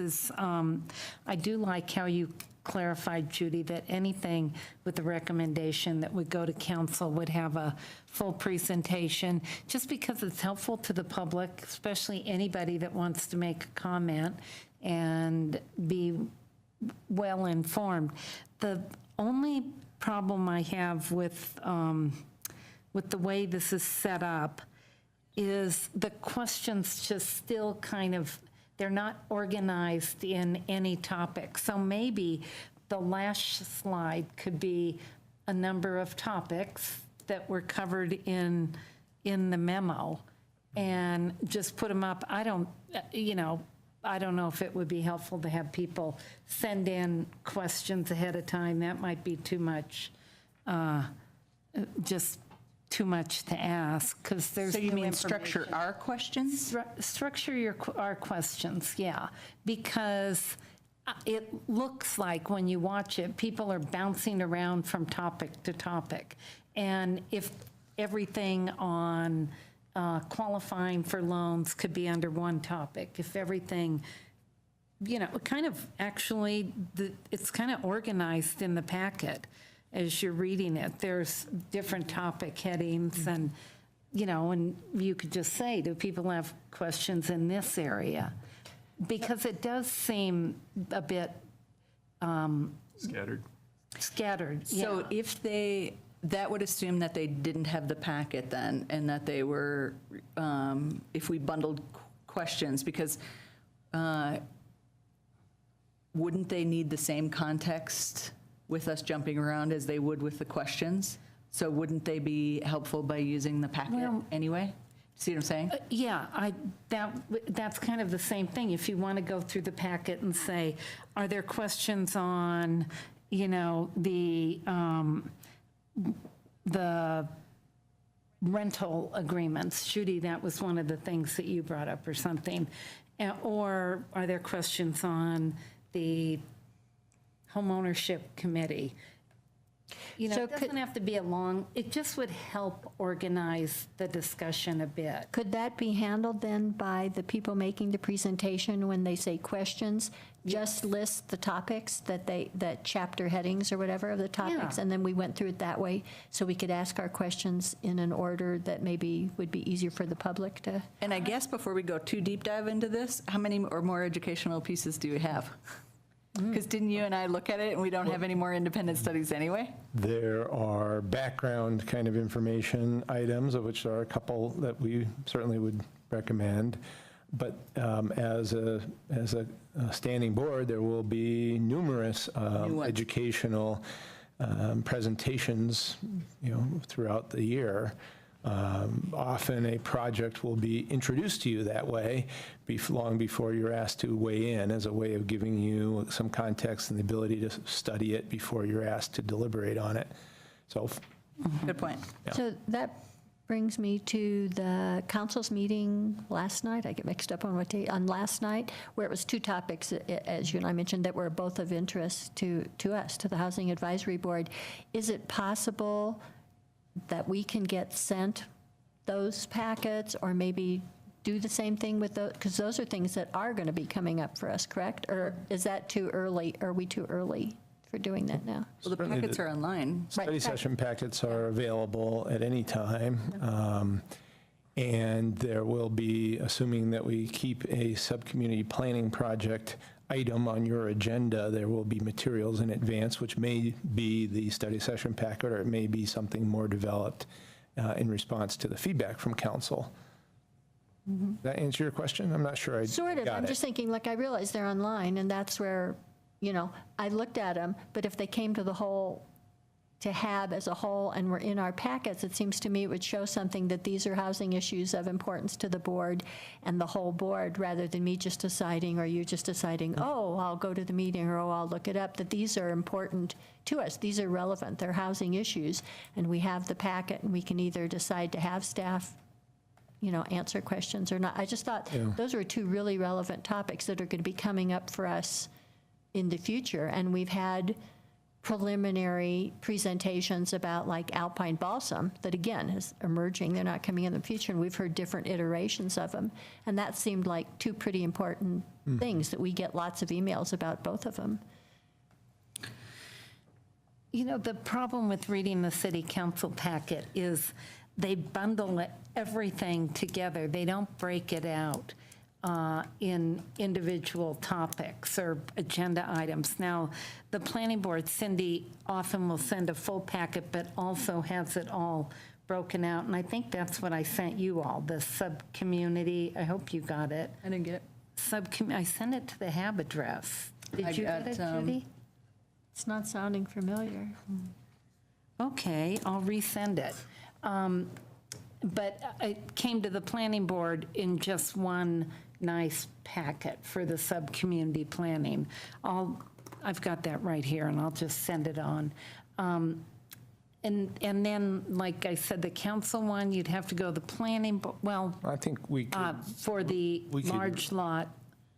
we could carve out the portions that are of interest, I Yeah, think. if you could do that, it's so much more helpful. Yeah.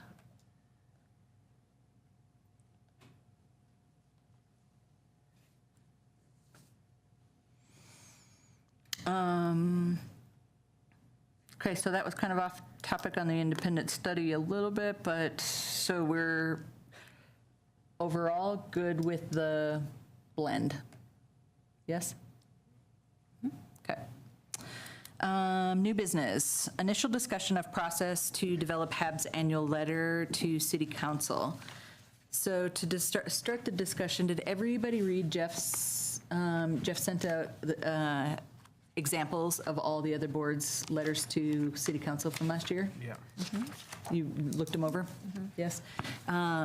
So I'm curious, we have to come up with process, format, how we want to do this. And it's not, this is how I kind of see this as one of three parts, which I think we'll get into the same routine of how city council does this, one of three parts. But this first part is just process and format, not what the content is and not how we want to go about that.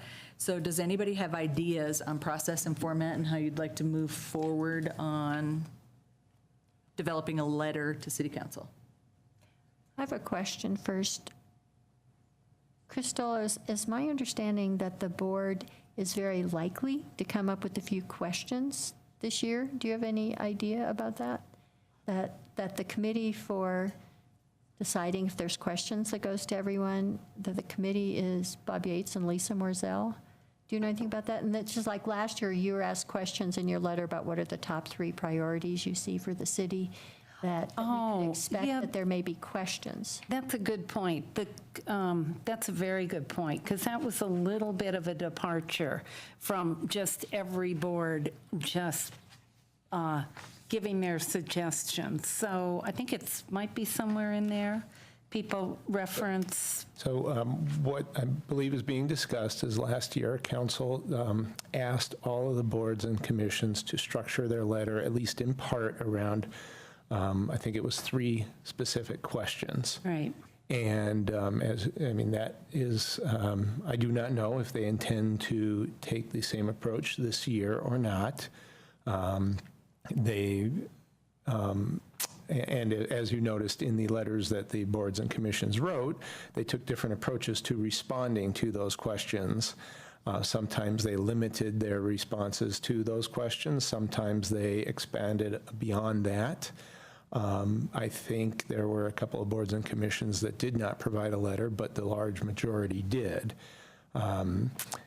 As this is somewhat new to us, we've asked around some of the other board secretaries, and this is really a board letter, not board staff letter. So we will support you to the extent you want. Are you telling us Corey can't prepare this for us? Exactly. No cheating, in other words? Corey did a little research. You could see what she came up with for other ways that it's handled. You have plenty of ideas on how to approach this. It's part of your discussion about your priorities as well, and how that might make their way into a letter. And then you have a sitting board member who, I don't know how many years you've participated in board letter process, but many over the years. So a lot of resources for you to figure it out. Yeah, it seemed when I was reviewing these, like the top 3 questions from last year were, how do you think the city could improve their public engagement process through your board? And what do you think the city's top 3 priorities should be through your board perspective? And what do you think that will be the city's 3 biggest challenges over the next 5 years? So it's definitely interesting. Is there a way to find out, like Judy was saying, whether or not there'll be questions this year? I got the impression they don't quite know yet, but are leaning that way. That was my impression. We can certainly ask. That'd be I great. haven't heard anything. Corey, have you been talking with any of the board You know, secretaries? I feel like we can proceed either way, proceed with how we're approaching it, and then if that happens, then we just do that. But preliminarily, before we start talking about that, I wanted to talk in general, just to share information about, I've been trying to talk to some people in other boards and trying to go to a few meetings as the board liaison person. And I've noticed that some boards are reactive, and I don't mean reactive in a negative way. I mean, they react to what city council wants, and that's pretty much what they do. Some seem to be staff-driven, some seem to be board-driven. Some seem to be both reactive and proactive, where they do a balance of what council wants, but also try to bring new initiatives to council's attention. And it just seems like in our discussion, we might want to decide or discuss a little bit how we see ourselves. Which of those do we see as ourselves? Okay, so you're suggesting that we consider in our process. Go ahead. Describing. Well, I think we all agree we want to do what's in council's work plan. I would think we all agree with that. Beyond that, I think we should have a discussion, do we also want to be coming up with some initiatives on our own, like besides what's in the council's work plan, that we decide if we want 1, 2, 3, 5 other issues for the year that we're going to be working on. Okay, so back to the letter process and format. In the letter process or format, you are suggesting what? Well, okay. I would like to. Okay, in the letter process, I would suggest that we have at least 4 parts: an introduction, which they all many seem to have. The best ones have an introduction and a thank you sort of thing. Then we have a few of the things we've accomplished, very briefly, and then the things we want to do, which would be 2 parts as far as their work plan, the things we intend to undertake as we see their work plan, and then that we pick 1 to 5 or whatever it is, initiatives of our own that we'd like to be pursuing. That's how I would like to see the letter. Great. Adam? Yeah, I'm not so sold on whatever the format needs to be at this point, but going back to our previous conversation, I think we should first define the scope of what we want to tell council. So we just give ourselves those guidelines, right? And, guardrails right off the start. And that should be the very first discussion that we have when we have a full board here to do so.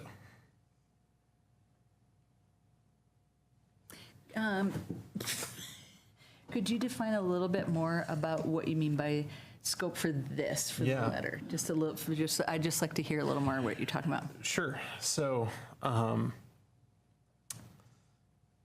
think Judy already was sort of laid out tactical level stuff. What are our accomplishments?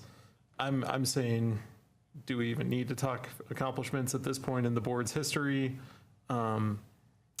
Is it more important that we just talk about what we want to do in the future? I just still think we have some definition problems about what the board has done, and we even, Focus. yeah. So scope is in focus. Yeah. What's the drilling down to the focus of, so an introduction being our focus, is that what I'm kind of getting to? Well, yeah, what's actually going to be helpful to council, I guess, is the best thing. I have a question. This isn't for us, this is for them. When we, I want to take a break for a moment. Should I Yes, just go? No, or- I have to use, can we okay. pause? I'm glad, I meant to do this before we Okay. started on this one. Thank you. Because I've been drinking Just a tea. little but- 5-minute. Yes, 5 minutes? Okay, thank you.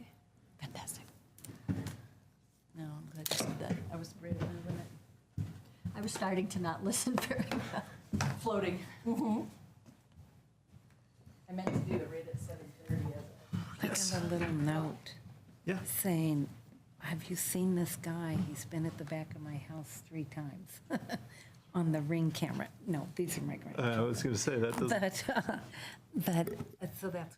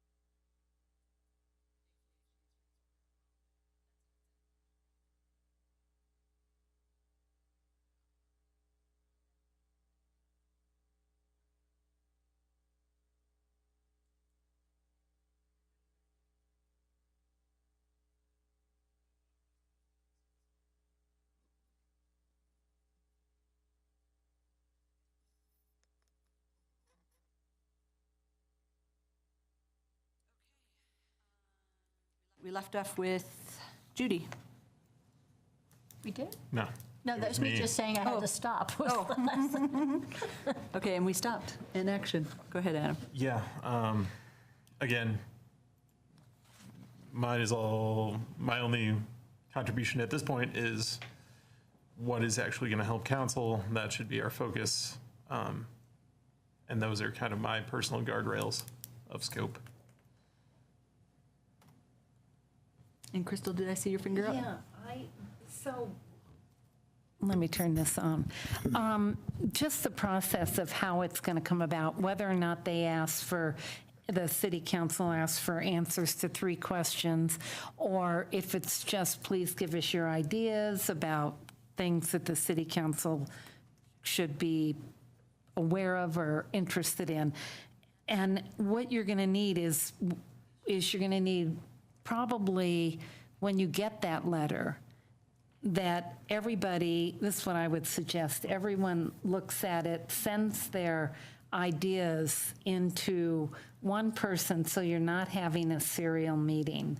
That's the thing the planning board always tries to avoid. And so sometimes Cindy, who's the administrative assistant, will gather those up. Sometimes we'll just send it to pick one board member. And then the next meeting, we all have a big list. Whoever gets that just compiles it, cuts and pastes verbatim, and then we have a meeting where we kind of discuss that and hash it out.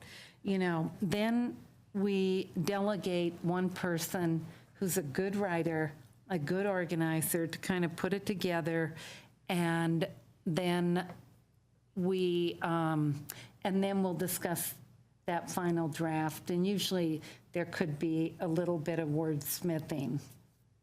Sometimes we have everybody who's got a subject matter that's important. Let's say it's occupancy limits. Then that person might write that out in a more fuller way, kind of, but not trying to go, if you can keep it to 1.5 pages, it'll probably get 35 read. great examples. Yeah, it'll get read. So I'm just saying, if you're going to calendar this out, when are the letters due? December 1st? Yeah, we're looking at the dates right now. We've got a meeting tomorrow to figure. Okay, great. Then you're going to need a couple of meetings ahead of that. And you're going to need somebody who's going to volunteer, who's a good editor or writer. Thank you. To kind of put it together. Okay. Jeff? I'm just wondering if I can put you on the spot, Crystal, from your council experience. What did you find most useful in the letters? When you have 20 letters to review, sounds like brevity and clarity are important, but other than that? And it just depends on, you can ask every council member and they'd have a different response. I mean, I'm more of a graphic person, so have things bolded out and have bullet points, that's fine with me. I really like it. So it really depends on who you're asking. But clarity, to the point, prioritize. If they ask you any questions, be sure to answer them, even though we went, where did these come from? And the last 3 questions, because we had already had our ideas of what we were going to put forth in our letter to the council. I have a comment and I have a question for you, Crystal. As I understand the process, to make sure that every letter from a board or commission is read well and given attention, besides the fact that everyone can read everything, each board member is assigned at random several board letters, and then at the retreat they give, or at least this is what happened last time, they give a 2 or 3 minute report so that every board and commission has a presentation made by a council member as a summary of what their letter was. And also, I noticed, I think these letters go from maybe 1 pages to 3 full pages that we had. The question I have for you, Crystal, is... And just to interrupt, that's a good point, because that had changed, and obviously they changed, having one council member be the kind of authority, be able to answer questions to help engage the council in their discussion. Yeah. And the question I have for you is, obviously in this letter, besides saying we want to do all the things that council wants, and it seems like this year you want to do blah, blah, blah, blah, blah, the things that we decide we want to do ourselves, how do you arrive at that? Like, how do you suggest we arrive at that? What do you mean for an individual board member who wants to separate out their opinion? No, How do I you saw write in that? one case there was a minority opinion. I guess you always can do that. In one of the letters, somebody put, I think it was in the transportation department, somebody did their minority letter. No, I mean, the things we decide to put in the letter about what we want our priorities to be. One of them, I assume, is going to be we want to do, what's on the council work plan. But other initiatives that we want to be put in that may not be like say we all agree, tiny houses isn't in the council's work plan, we want to spend some time on that. How do we arrive at those decisions?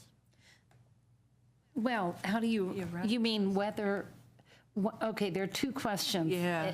Yeah, well, how you arrive at you have these discussions. I'm just suggesting, just based on how long it takes us on planning board to do it over a couple of meetings. And then, yeah, I mean, we've suggested different planning initiatives over the years. And sometimes they don't go for them, and it's not ripe enough, and other times you can just see them move up on the work plan.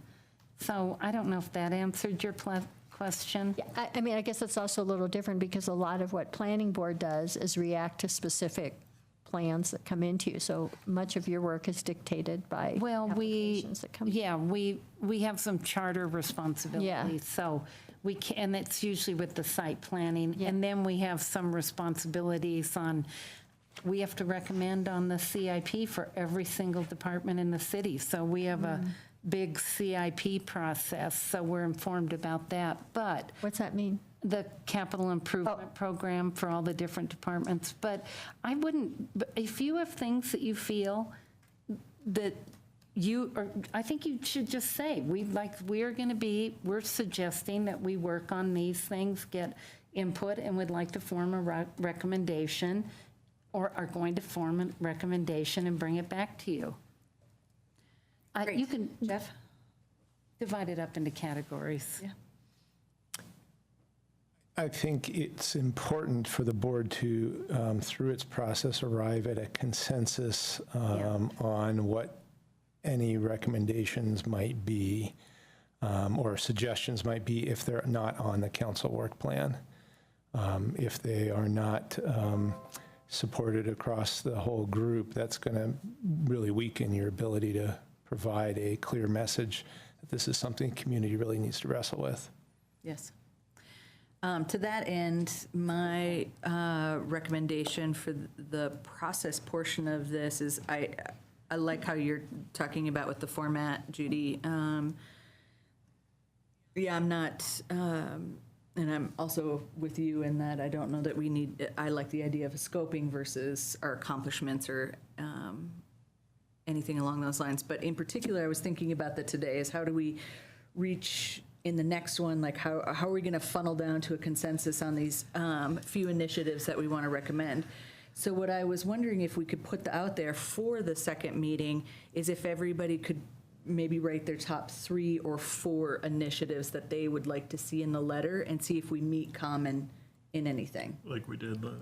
Kind of like the end of last meeting, but that was a fire round. Right. And maybe we have some more time to really think about really what would you like to see on the top 3 things that we would write about. And this is something we don't know answers now. Just sit with it. Let Jock sit with it. He'll be watching this afterwards. And then maybe what we do before the next meeting is it okay then, Corey, if the 3 things could be sent to you and you just compile them into one letter for us? Thank you. Do you want 3 or 4? Or just one document. So I was wondering about that too, because I immediately went to 3 to 5, but then I was like, well, then we're whittling down more. So if you can focus to 3, let's focus to 3 and see if we can meet common there. Okay. With 2 lay sides, something that's put them in grayscale. Well, I think there's something we need to take into consideration. If it's possible for you to send the work plan, again, the city council's 2018, 2019 work plan to us again, and we look at that because we don't need to put anything in the additional things we want to do that city council's already taking up. We do want to do all of that. We all agree. We want to do what city council wants us to do. But this would be for 1, 2, 3, 4, 5, however many initiatives we decide we want to do in addition than that. So we don't need to, like I'm not going to put middle-income housing because that's on the work plan, but tiny houses, I don't think, is on the work plan. I don't know if those are if that's accurate. So you're asking for the work plan just so you can make sure that your 3 initiatives aren't already on the work plan? And I don't see why anyone's would be, because we're already doing those. Those aren't new initiatives. Those aren't So initiatives. then we don't need it? then. We're What doing. I'm hearing, I think, is you don't want to use one of your priorities if it's already on the work plan that Right, you'll be which is- considering. Right. Yeah, so yes, we can send you what Thank we currently know. Yeah. Right. So back to if everybody could do their 3 initiatives. Point of clarification, though, I am making an assumption that you want the items that are potentially housing board related, not the entire work plan. Correct. Yes, yes, yes. They have the, yes. Yeah. Yes. Also, how do we want to incorporate the new person in this as well as Jacques? You know, the new person may be October 2nd, may not be, you said? Or somebody said? It's possible that an appointment could be made at the next council meeting. It's possible it won't be. I don't know the answer to that. I kind of feel like at this point that we just cross that bridge when it comes to it, and we'll figure all these elements out when we get to it, and if they don't make the decision, they don't. And it's like having the adopted child that you don't know you're going to receive at some point. So let's just move forward with what we have to get done, and when we get to that point, we can cross that bridge. One more thing is, since you did go to the effort of doing a community engagement process to get opinions from the public, I think it would be great to be able to at least reference that. And if any of you have a priority that was brought up numerous times from the public or whatever, just say, you could even have one asterisk and put it down at the Yeah, bottom. and that's great. I think we can get to when we get to content, we Yeah. can start talking about that. Yeah. Right now, it's just like, how do we want to come up with the framework? Yeah. Anything else under the letter? And I'm sure Jacques will read this, and I'll also kind of send an update of just getting his top 3 initiatives as well. So I guess I have something about the priorities we put. So once we get our 3 priorities, I would like an opportunity in deciding what those 3 priorities are to have an opportunity to each try and, I don't know, give a sales pitch, I guess, for our 3 priorities and have people decide rather than, I would rather myself not do a poll where the top 3 get. I'd like to do a discussion and consensus in some way on those items rather than just have whatever 3 priorities. Oh, these 3 everyone agreed on. You know, I'd rather do that. Anything else? No? given the time of year, it probably doesn't have to be nailed down tonight, but you have potentially only 3 meetings before this letter would be due, and given the newness of this process, and not just the process, but also the prioritization exercise, I think it might be useful to sketch out how it's going to move forward. You've got, sounds to me, a first step of asking everyone to be thoughtful about what priorities currently you are thinking. I heard Judy just suggest a second step, which is to take those, have an open discussion about them, but it's not clear to me how you would proceed after that.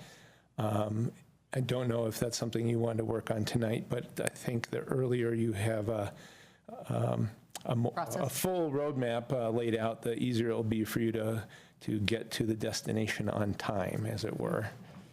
Yes. My guess is, and add to it if is in round 2 when Corey compiles it and Jacques would be here, that to me would be the time, that's why we're compiling it, is to see where we meet, have a discussion about it, and see if we can whittle down or be somewhat on the same page of whatever those initiatives are. So that, to me, could be a big chunk of that meeting, is really working on whether or not we come with those 3. I think at the end of that is when we would come to who could take it from there and wordsmith those last ones together and present a letter for round 3.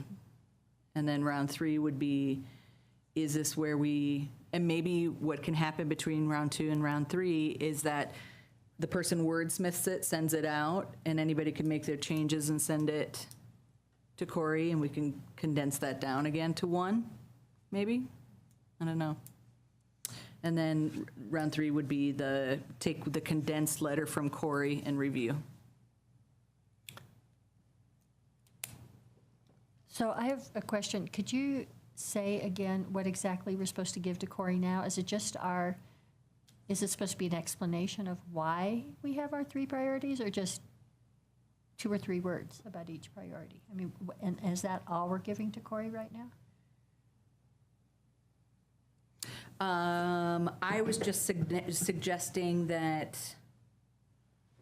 we send to Corey before the next meeting the 3 initiatives. So you suggested a framework of things that we want to do that are city council related, that are on their agendas that we will be doing no matter what, and a few initiatives that we want to recommend. So to get to the point of the few initiatives that we want to recommend, each of us should say what are the recommendations or initiatives we want to do. So send those to Corey. 3 initiatives you'd want to see. Super short, like tiny homes. Or do you want tiny homes plus explanation? That's a great point. If we're going to go into discussion on them and you want to enroll people into your position of why tiny homes should be something we'd focus on, it'd be a great opportunity to do that beforehand? No, send it for the compilation. So if your 3 initiatives are, say, tiny houses, middle income this way, and something else, it could be a persuasive paragraph on, I think HAB should focus on this because of this, this, and this, so that when we get the compilation, we can look at it and go, the thinking, the thought process. yeah, and then because when we prepare for discussion at round 2, we've already read what everybody's saying, so we might even be prepared to sway down to the 3 by that point. Cool. So first, we'll get the most recent copy of the housing work plan by City Council, so we won't waste anyone's time putting stuff in that's already in there. Yep. And then we'll send our 3 ideas to Corey with as much detail as, or with about a paragraph. A little paragraph of detail. Yeah, not like 3-4 pages. Okay. Was that particularly to me by chance? Okay. That won't persuade anyone. Brevity. Okay. And, okay. And then I see this happening probably at the late October meeting when we know everyone's going to be there. I think Jacques said he wasn't, is he missing the first one in October Yes. too? Well, you have yet to schedule a meeting for the October 10th. That's on your agenda for tonight. Okay. He will not be available that evening or that afternoon, since that's an afternoon meeting. So he will be back for the 24th. Okay, and just in terms of that, I did discuss with him that just because he's gone doesn't mean that he can't take the agenda or these items and write his responses and participate anyway. Because it's not He won't be there to argue, though. Yeah, that is a vote, you're right. And can I have, I'm going to say a Robert's Rules of Order point of clarification? I don't even know if that's the right term for this, but this does not need to include, like, anything that Adam and I do for public engagement where we're not asking for recommendation, but we're just putting on events to get public input and to try and build towards consensus and this and that. That we can mention that in the letter, but that's not one of our priorities, or is it? Do you see what I'm saying? Understand. Well, we want to do a lot of public engagement things where we try and get the public more engaged. And is that one of our aspects? So you're asking if committee business is an initiative? Yeah. No, well, if community engagement. Well, that's a committee, right? Participation. That's So this is where the separation I see is the things that we're sort of trying to work on with these 3 topics are special committees that have hopefully some ultimate recommendation associated with them, or at least some work that's going to go to council for review. Right. Whereas the ongoing sort of committees Right. are just things that we do as a board that are constant. So they don't need to be part of.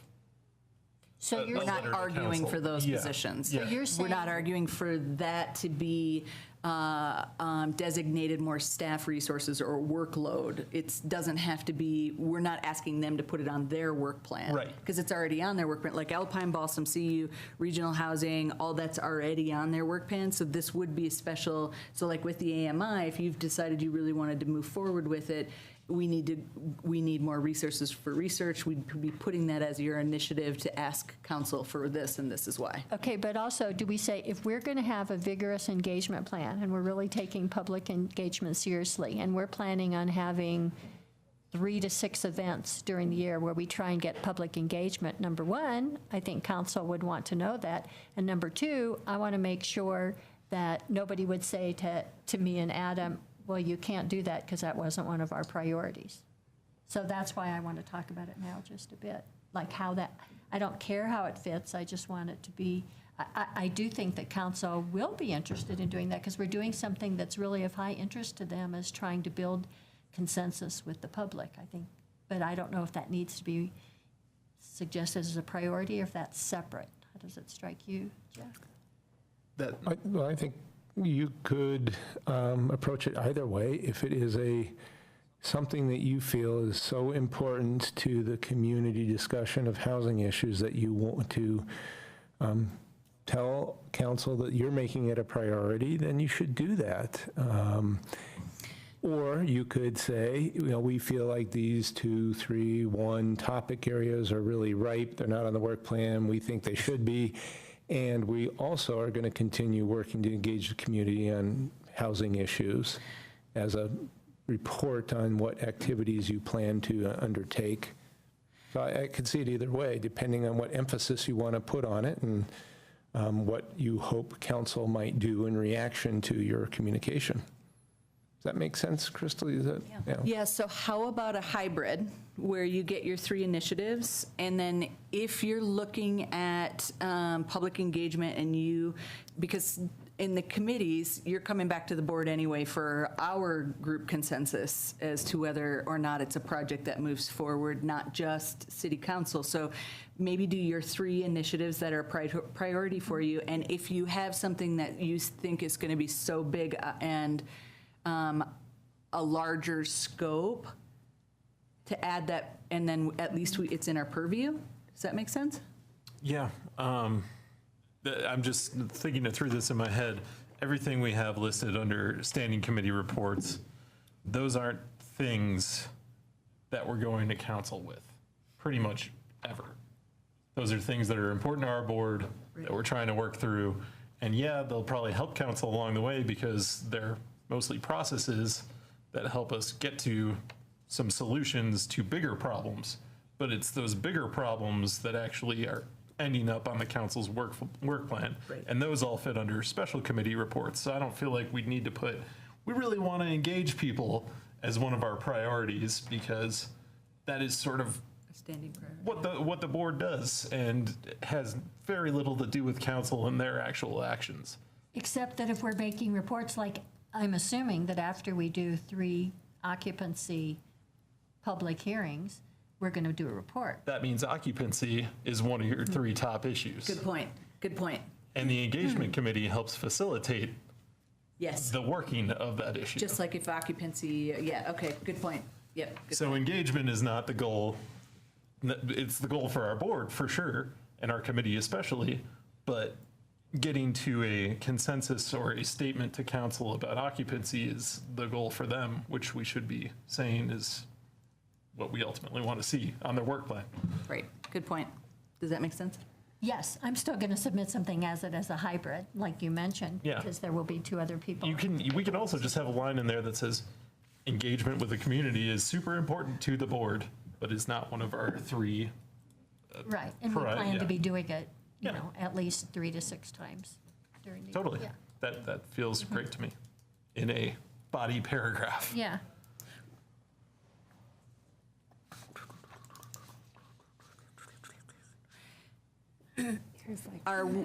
So if I heard the last piece right, Adam, what you were saying is that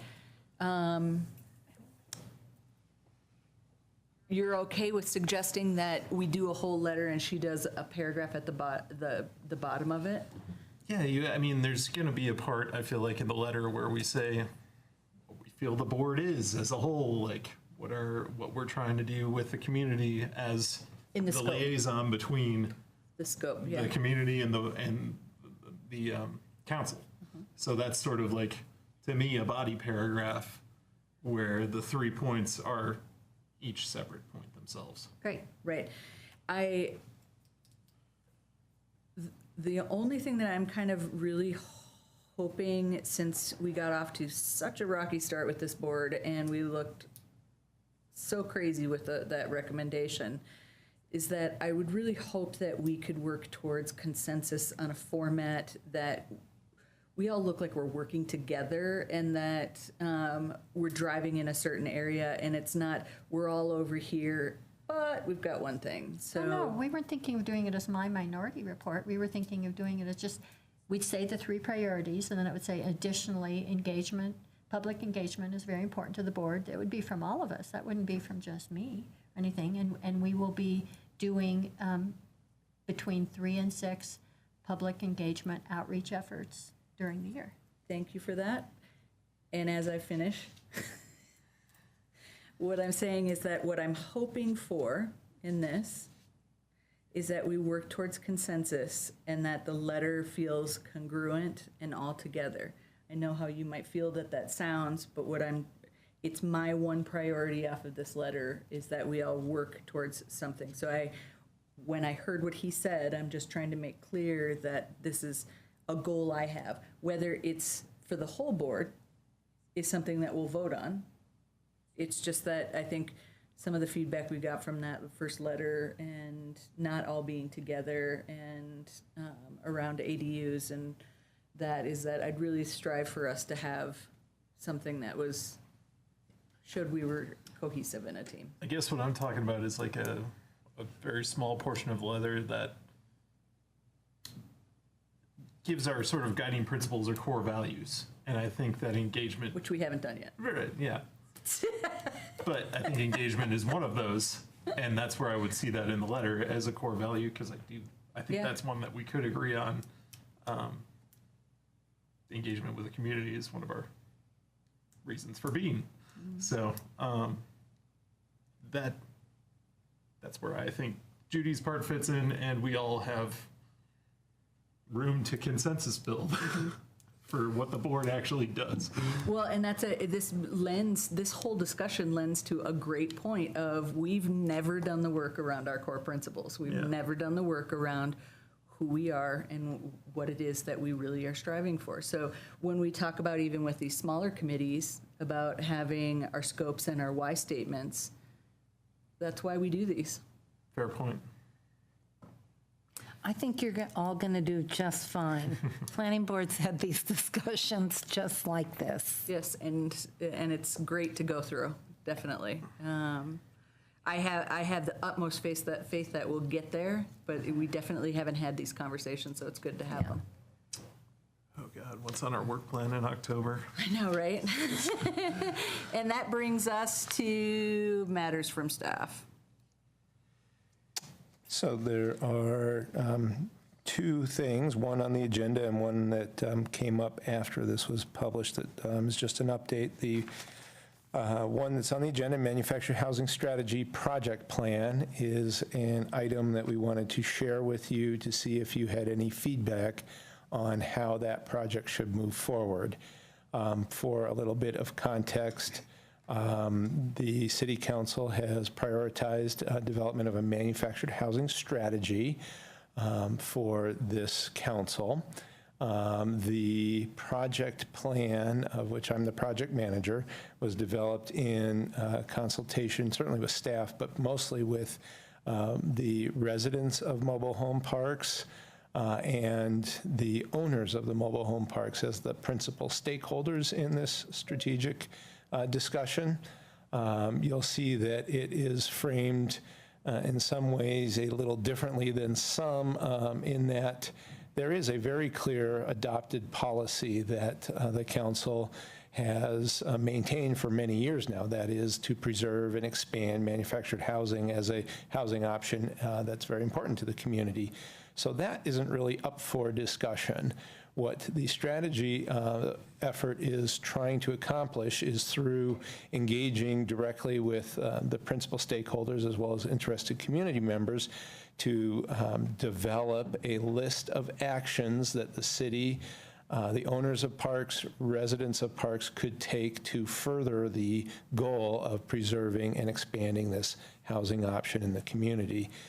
We did some outreach to evaluate different approaches to this project, and the majority of the feedback was that given the history of conversations and the current relationships between the various parties, that it was felt that it would be pretty more productive if everyone could have their own, as it were, opportunity to share their thoughts, concerns, ideas, and solutions, and then have all of that compiled in a way that everybody could comment on equally. So that's the approach we are suggesting. It has been shared out for comment to the stakeholders, just like it's being shared with you. We would anticipate, as far as your involvement, if this project moves forward in this way, that you would be seeing a recommended list or proposed list of prioritized actions sometime late first quarter, maybe early second quarter of next year for your input and passing that along with the recommendation to council first half of next year. So that's a really brief overview. I'm happy to answer any questions about it. Love to hear your thoughts about how this project might be improved. Are there going to be, like, just for an example of what these recommendations might look like, changes to laws, zoning? We are not constraining it up front, so we're trying to assemble as broad a list as possible and then work towards some priorities, which will mean winnowing that down. So certainly local law changes or advocating for state law changes are actions that could help us with achieving our policy goals. But there are many other things that could be done as well that don't involve ordinances or advocating for state legislation. And how realistic is expansion as opposed to preservation, since those are the two? Preservation is probably a higher priority given the very limited land availability we have and the amount of land it takes to expand mobile home parks. But as there are opportunities to fulfill that policy direction, we would be proposing, if there is a land use decision to be made, particularly one that might involve residential land uses, that a manufactured housing community be considered as one of the options there. I just have a question. When you're talking about outreach, obviously the stakeholders that are owners, it's probably fairly easy to reach. Is it hard to reach all of the people living in manufactured housing, or can you reach everyone? It's difficult to reach 1,200 households of any grouping, I would say. There is an active group called the Coalition of Manufactured Housing Owners of Boulder that has people from each of the manufactured housing communities participating in it. I'll be there tomorrow night to begin the conversation with them about how to best engage with the residents of each park, which could take different forms for each park. The scope of, as you'll see, addresses the 4 parks that are within the city limits. There are 2 that could potentially be annexed, so that would be one way of expand. It wouldn't expand the number of opportunities. It would expand the prevalence of that option inside the city. And those are not, as far as I know, the owners of those parks have not requested or are not interested in annexation. So expanding it as an opportunity in terms of numbers is going to be new park.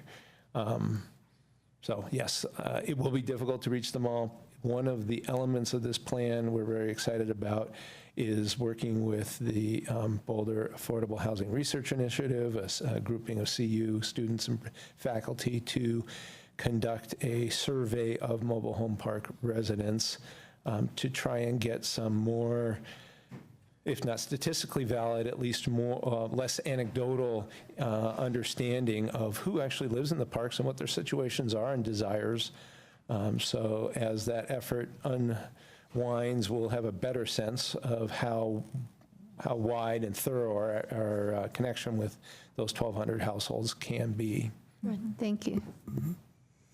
And Ponderosa is under annexation or becoming by the first quarter, correct? Is that supposed to be completed by the first quarter? Is there a reason why it's not under the scope? The reason is twofold. Primary one is that the plan for that is to gradually, and to the extent the residents want, make it not a manufactured housing community that as defined under our code, where the land and the homes are not on fixed foundations. The land is... It'll have a hybrid, I think, right? Wasn't that what you landed on? That's right. So the Ponderosa model will be migrating away from the manufactured housing model to fixed foundation, resident controlled at the various levels. So, got it. Yeah. Any other questions on that? Fantastic. Great. Thank you. The update I wanted to give you was tonight's event that I mentioned ULI was putting on for Alpine Balsam, which created a conflict. I know my understanding is, or I was told that it would be taped. Taped, great. And that presentation and potentially some of the discussion would be available for viewing. So if you have an interest in that, yeah, send it out maybe? We will send out the link, yes. That'd be awesome. Thank you. Yeah, I was bummed when I saw that conflict. I was like, oh. Okay, anything else from staff? Corey? Hi, Corey. So we've got calendar check. So at the moment, you have a scheduled meeting the 24th of October and the 28th of November and the 12th of December for the remaining meetings in the year. It's been an open question as to whether you would continue your second Wednesday 3 to 6 meetings for October and November. You said 24th and 28th, right? That's correct. Okay, and we forgoed, or we... You have already said that December 26th would not make sense to meet. Right. That would be the fourth Wednesday of your standard meeting. So that meeting I think you have scheduled it for the 12th rather than not schedule it. And then the complication of October 10th, which would be the second Wednesday in October, is that one member of the 4 current seated members is not available. And whether you want to continue any of your conversations then is a decision you need to make tonight, so we can schedule that and get an agenda together. Is there anything on the 10th that we, let me pull up our agenda item, that we could do that wouldn't involve voting or... so we could do the area agency on aging. So we have that on the 24th. Sorry, skip me saying that. So you could have your middle income strategy background and Q&A session, as well as your introduction to the down payment program. I checked with the project manager, Jay Sugnet. He said he could do that day if you'd like. That project will be coming back to you certainly, but this is an opportunity to help shape it. So whether you would want to consider that for the 10th is an option. The other items that we have, we could potentially get the technical review group check-in moved to then. Yeah, whatever it seems, if we could clear the 24th as much as possible for the second round of priorities in a letter, that seems like it would make sense. And then the 10th we could use for as much of this as we could move over to there. Just a thought, if anybody wants to add. That way Jacques can just watch it. Well, the 10th would not be televised. Won't be televised. Right, he'd Sorry. listen to the Audio. 10th. Listen to You it. could listen. Right. He'd listen to the 10th and be with us on the 24th. Yeah, which is, I think, the most important Right. part. I also think we should schedule one the second week in November too, because that's when we'll really be wanting to finish it up, if it's possibly due December 1st. So, I think the feedback we got was that they're typically, council usually asks for them by early to mid-January. Isn't that accurate, Corey? Is that what's, isn't that when they have their, well, their Retreat? retreat is typically towards the end of January. So they usually want the letters a week or so in advance of the retreat. So I think you have through the end of the year. So we'd have November and December.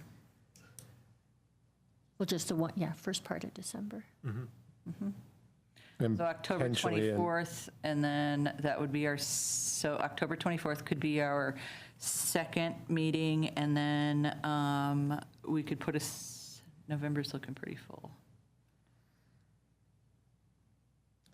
And then potentially one of the Wednesday meetings on November. The other, I think the question that came up is a couple of times tonight about the new member and to what extent that person would have an opportunity to participate if, without knowing exactly when that will be, it's kind of hard to plan around, but presumably the further in the future the discussions happen, the greater the likelihood you'll have a fifth member appointed. I'm not sure if it's worth incorporating that into your scheduling or not, given that we don't know when that might happen. Again, I'm for us moving forward and jumping those hurdles when it happens. I think that makes sense. I'm in favor of scheduling for the second Wednesday, both in October and November. And if we zoom through everything so fast that we feel we don't need the second Wednesday in November, we can then decide that. But I'd sure like to have it scheduled just in case we need it. Yeah, I think we're going to need the second just for the third review on the letter, unless we want to dump it. And then that way we have room for that meeting in December if it all implodes and we're not able to come to a consensus. God forbid, knock on wood. So I can't even kick it. to be sure we understand then, are you asking for, sounds like you do want to proceed with 2 meetings in October, 2 meetings in November. It's not clear to me if you would want your 3 priorities in time for the first meeting in October or the second meeting in October. Second meeting. Yep. That's clear. So, thank you. Oh, okay. Yeah, and the hope would be to get them to her, to Corey, in time, that you'd condense them and put them back out so that we have time to gnaw on them before the 24th meeting. Well, I have a question. Could we have them done to us by the meeting, the first meeting in October, the second week in October, when Jacques wouldn't be there, but we'd at least have them and be able to see them? And we can each start mulling and thinking about them, or is that? Just as long as we're not talking about them at that meeting, because I feel like, one, that would be unfair to Jacques, and 2, it could set off a whole hour-long conversation, if not more. That brings up again, the hurdle of the 5th person. If we have to have them in by that time, it's probably almost guaranteed that that person will not be part of that process. Then they won't have their input in the letter at all. Then that could cascade into a whole nother group of issues. If we have the letter by the second. If we have our 3 things in by the first meeting in October. So you suggest we wait? So I suggest, Okay. Because we'd be putting the agenda out the week before October 24th meeting, and that would go to all of us to give us a week to chew on it. so yeah, we So would we have can all send those it- in there by We then. can send it to Corey whenever we want, but Right. she's not going to send it back to us till the packet for the 24th. Because in hopes that then that person will be seated Yeah. and we will have their homework to Yeah. them and they will have their homework back Yeah. the week before Yeah. our 24th meeting. Yeah. So many assumptions, so little time. Okay, That so we're hearing your deadline would be a couple days, maybe the Friday before the packets, the 17th of Yeah, so you and I October. usually meet, so we would be meeting October 17th. So to have everybody's by then, so we can put it on the agenda. So the date would be your 3 initiatives to Corey no later than October 17th. No, it'd have to be before that because you'd have to combine them. So we need it to her by, let's say the Monday, the 5th, okay, 12th? Jeff wants the 12th. 15th, is that okay? I mean, it's that give compiling, you we 2 can't. days? Yeah. Monday? Okay, so initiatives, step 2, to Corey by the 15th. And the earlier in the day, the better, so that she doesn't have to wait for the very last ones to come in. So then, just sticking on that, step 3, with the discussion and where you engage with each other on the issues would be on the 24th. And then you would, at that meeting, select somebody to do a first draft. And then would you expect to have the discussion the first meeting in November or the second meeting in November? I would say that the compilation in that first draft personally goes on that first meeting in November. Agreed. Agreed.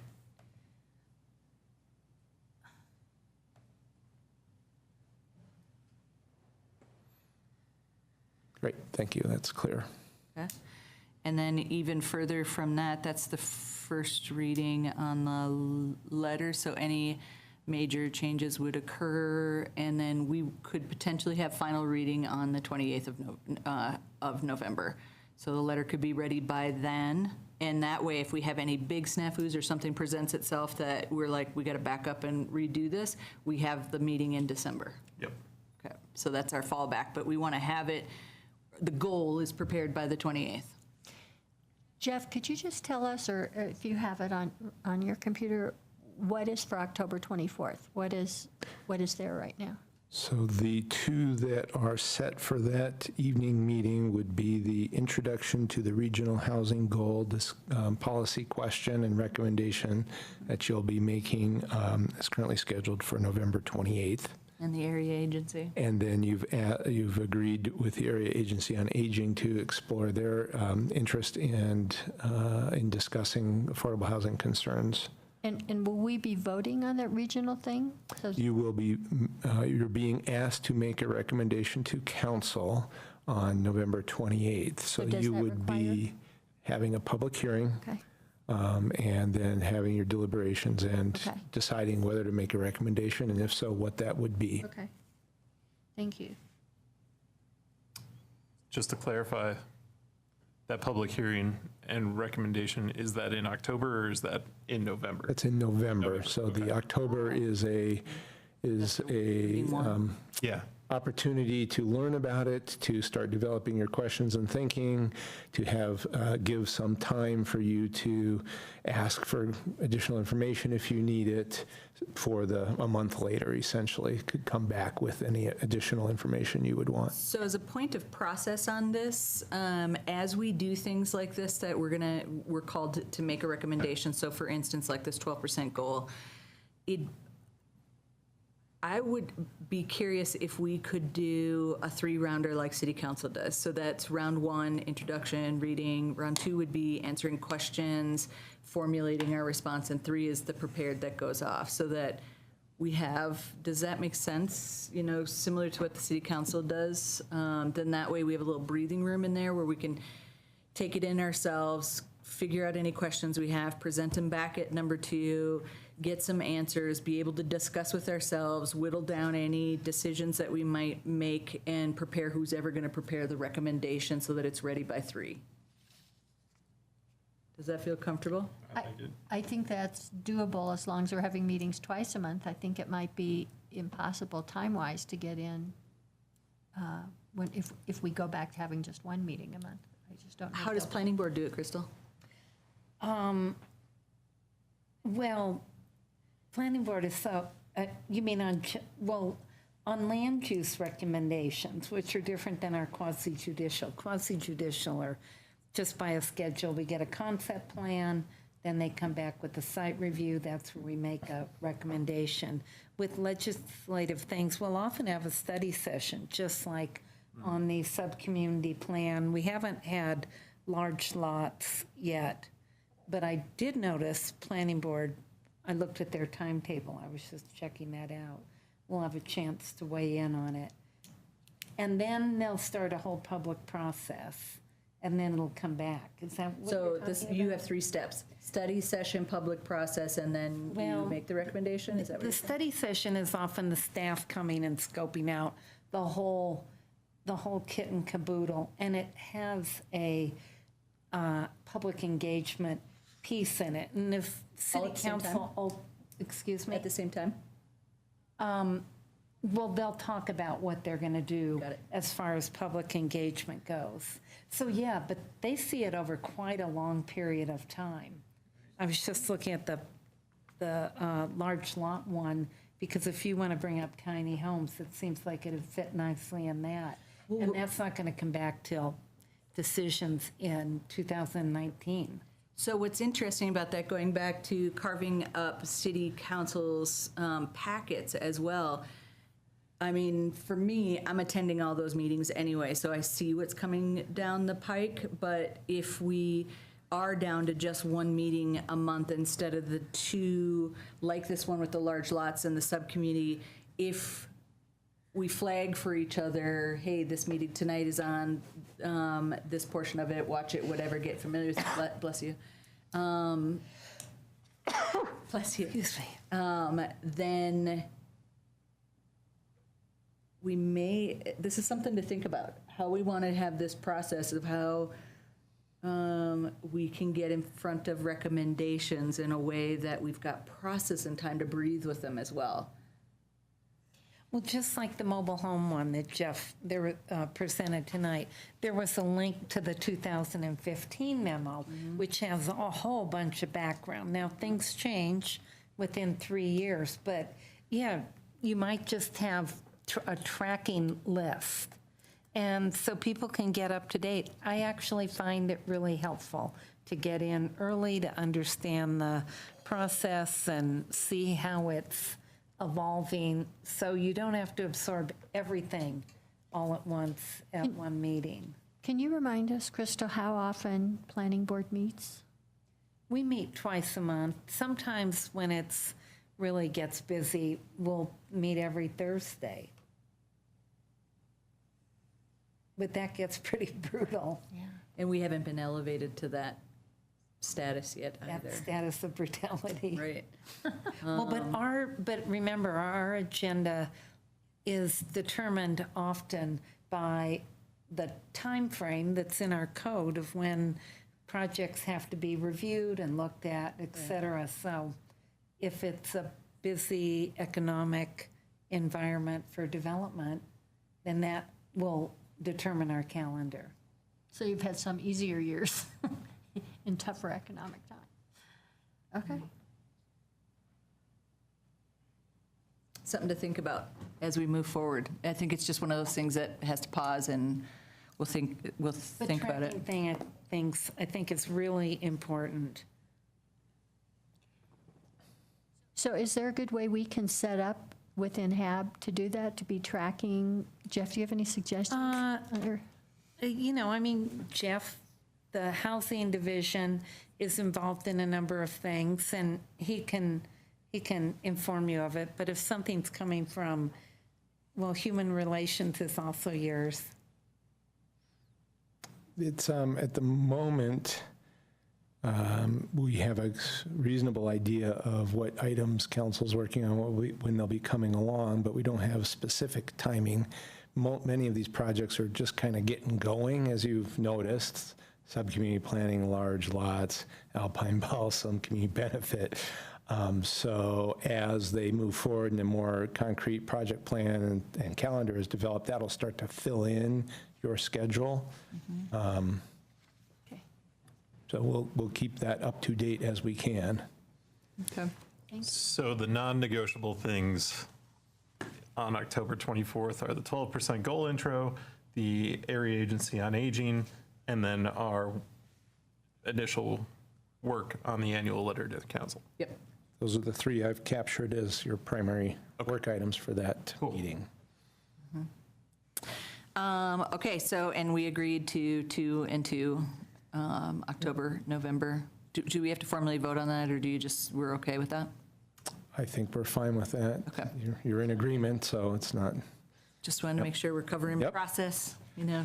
I will, important. when the regional housing goal discussion was postponed, we tried to organize a fair housing overview. Yes. We believe probably the best presenters for that were from the Colorado Civil Rights Division, which have a eye towards housing policy implications rather than kind of implementation on the ground of fair housing rules. We still would recommend that you schedule that And we're for looking either at the November? second meeting in November or the meeting in December. We believe, staff believes it's important to have at least a broad understanding of the fair housing implications of policy recommendations. So we will, unless there's a concern about the timing, we will go ahead and try and find out what their availability is and schedule that as an informational item with an opportunity for Q&A. And I would recommend, unless, well, I don't know whether they would be open to the idea of the abbreviated presentation or whether they prefer a more in-depth one. If you want it as a independent study item, we'll see if that's something that they're comfortable with. I don't know, how does everybody feel about that one? I'm okay with the full scope given their, I am too. with their full presentation. Yeah, one argument in favor of that for me, my personal preference would be to see it on the fourth Wednesday in November so that it can be televised, because I think it's an important primer, as it were, or education for members of the community as well. I agree. Yeah. So. Are you good with that? Okay. Good. So do we have any other calendar stuff? And we'll be working on that on Friday morning. I would ask if anyone knows that they'll be absent for a meeting, given the current vacancy, and we don't know when that will be filled, and the need to maintain a quorum. Yep. Please let us know as soon as you know. I intend to be here. Remind me the October date one more time. The 10th and the 24th. 10th is 3 to 6, and the 24th is evening meeting. No problem. This is going backward a little, but one thought came up that is, I don't know if it's clear, which is, are you asking the ex officio member from planning board, and if there is a TRG input to your priorities for the annual letter, do you want that or not? You don't want mine. Don't they have their own board? Yeah, we Yeah, our own board. Thank you. just thought I'd be clear. I know we don't have the TRG rep seating here, but they could certainly take it up, and if you wanted them to, so. Yeah, and don't come around and try to give us. Okay, Yeah, I think it'd be a great process for us. I do too. that's clear, thank you. So just a few minutes for debriefing. Does anybody have anything they'd like to debrief? I'm really excited for our letter process. I think as much arguing as we might do, I'm very open to finding consensus, and I hope everyone else is. I think they'll just be passionate discussions. Yes. I think we need to lay down ground rules. Bring Rock'em Sock'em to Especially maybe some strict time limits if we, for pontification. yeah. I would really like us to just remember to honor when somebody's speaking and not talking over the top of them or cutting them off just because we're passionate about something. Just giving people, And, I often find too is not everything needs a rebuttal, just allowing things to unfold and influence or breathe into it. So, yeah, I mean, I feel like we're getting better and better at that every meeting we have. So it's nice. It's also easier with 3 people, so maybe that should be the size of the board. I think that we had some stuff to shake out, but as we get better at it, it'll be easier to integrate. And who knows, maybe with additional people, it just disperses the intensity. I don't know. Never been on a 5-7 member board. Yeah. Be interesting to see. All good? And we are adjourned. 8:41, 20 minutes early. Can't believe we went early. Rockies are ahead.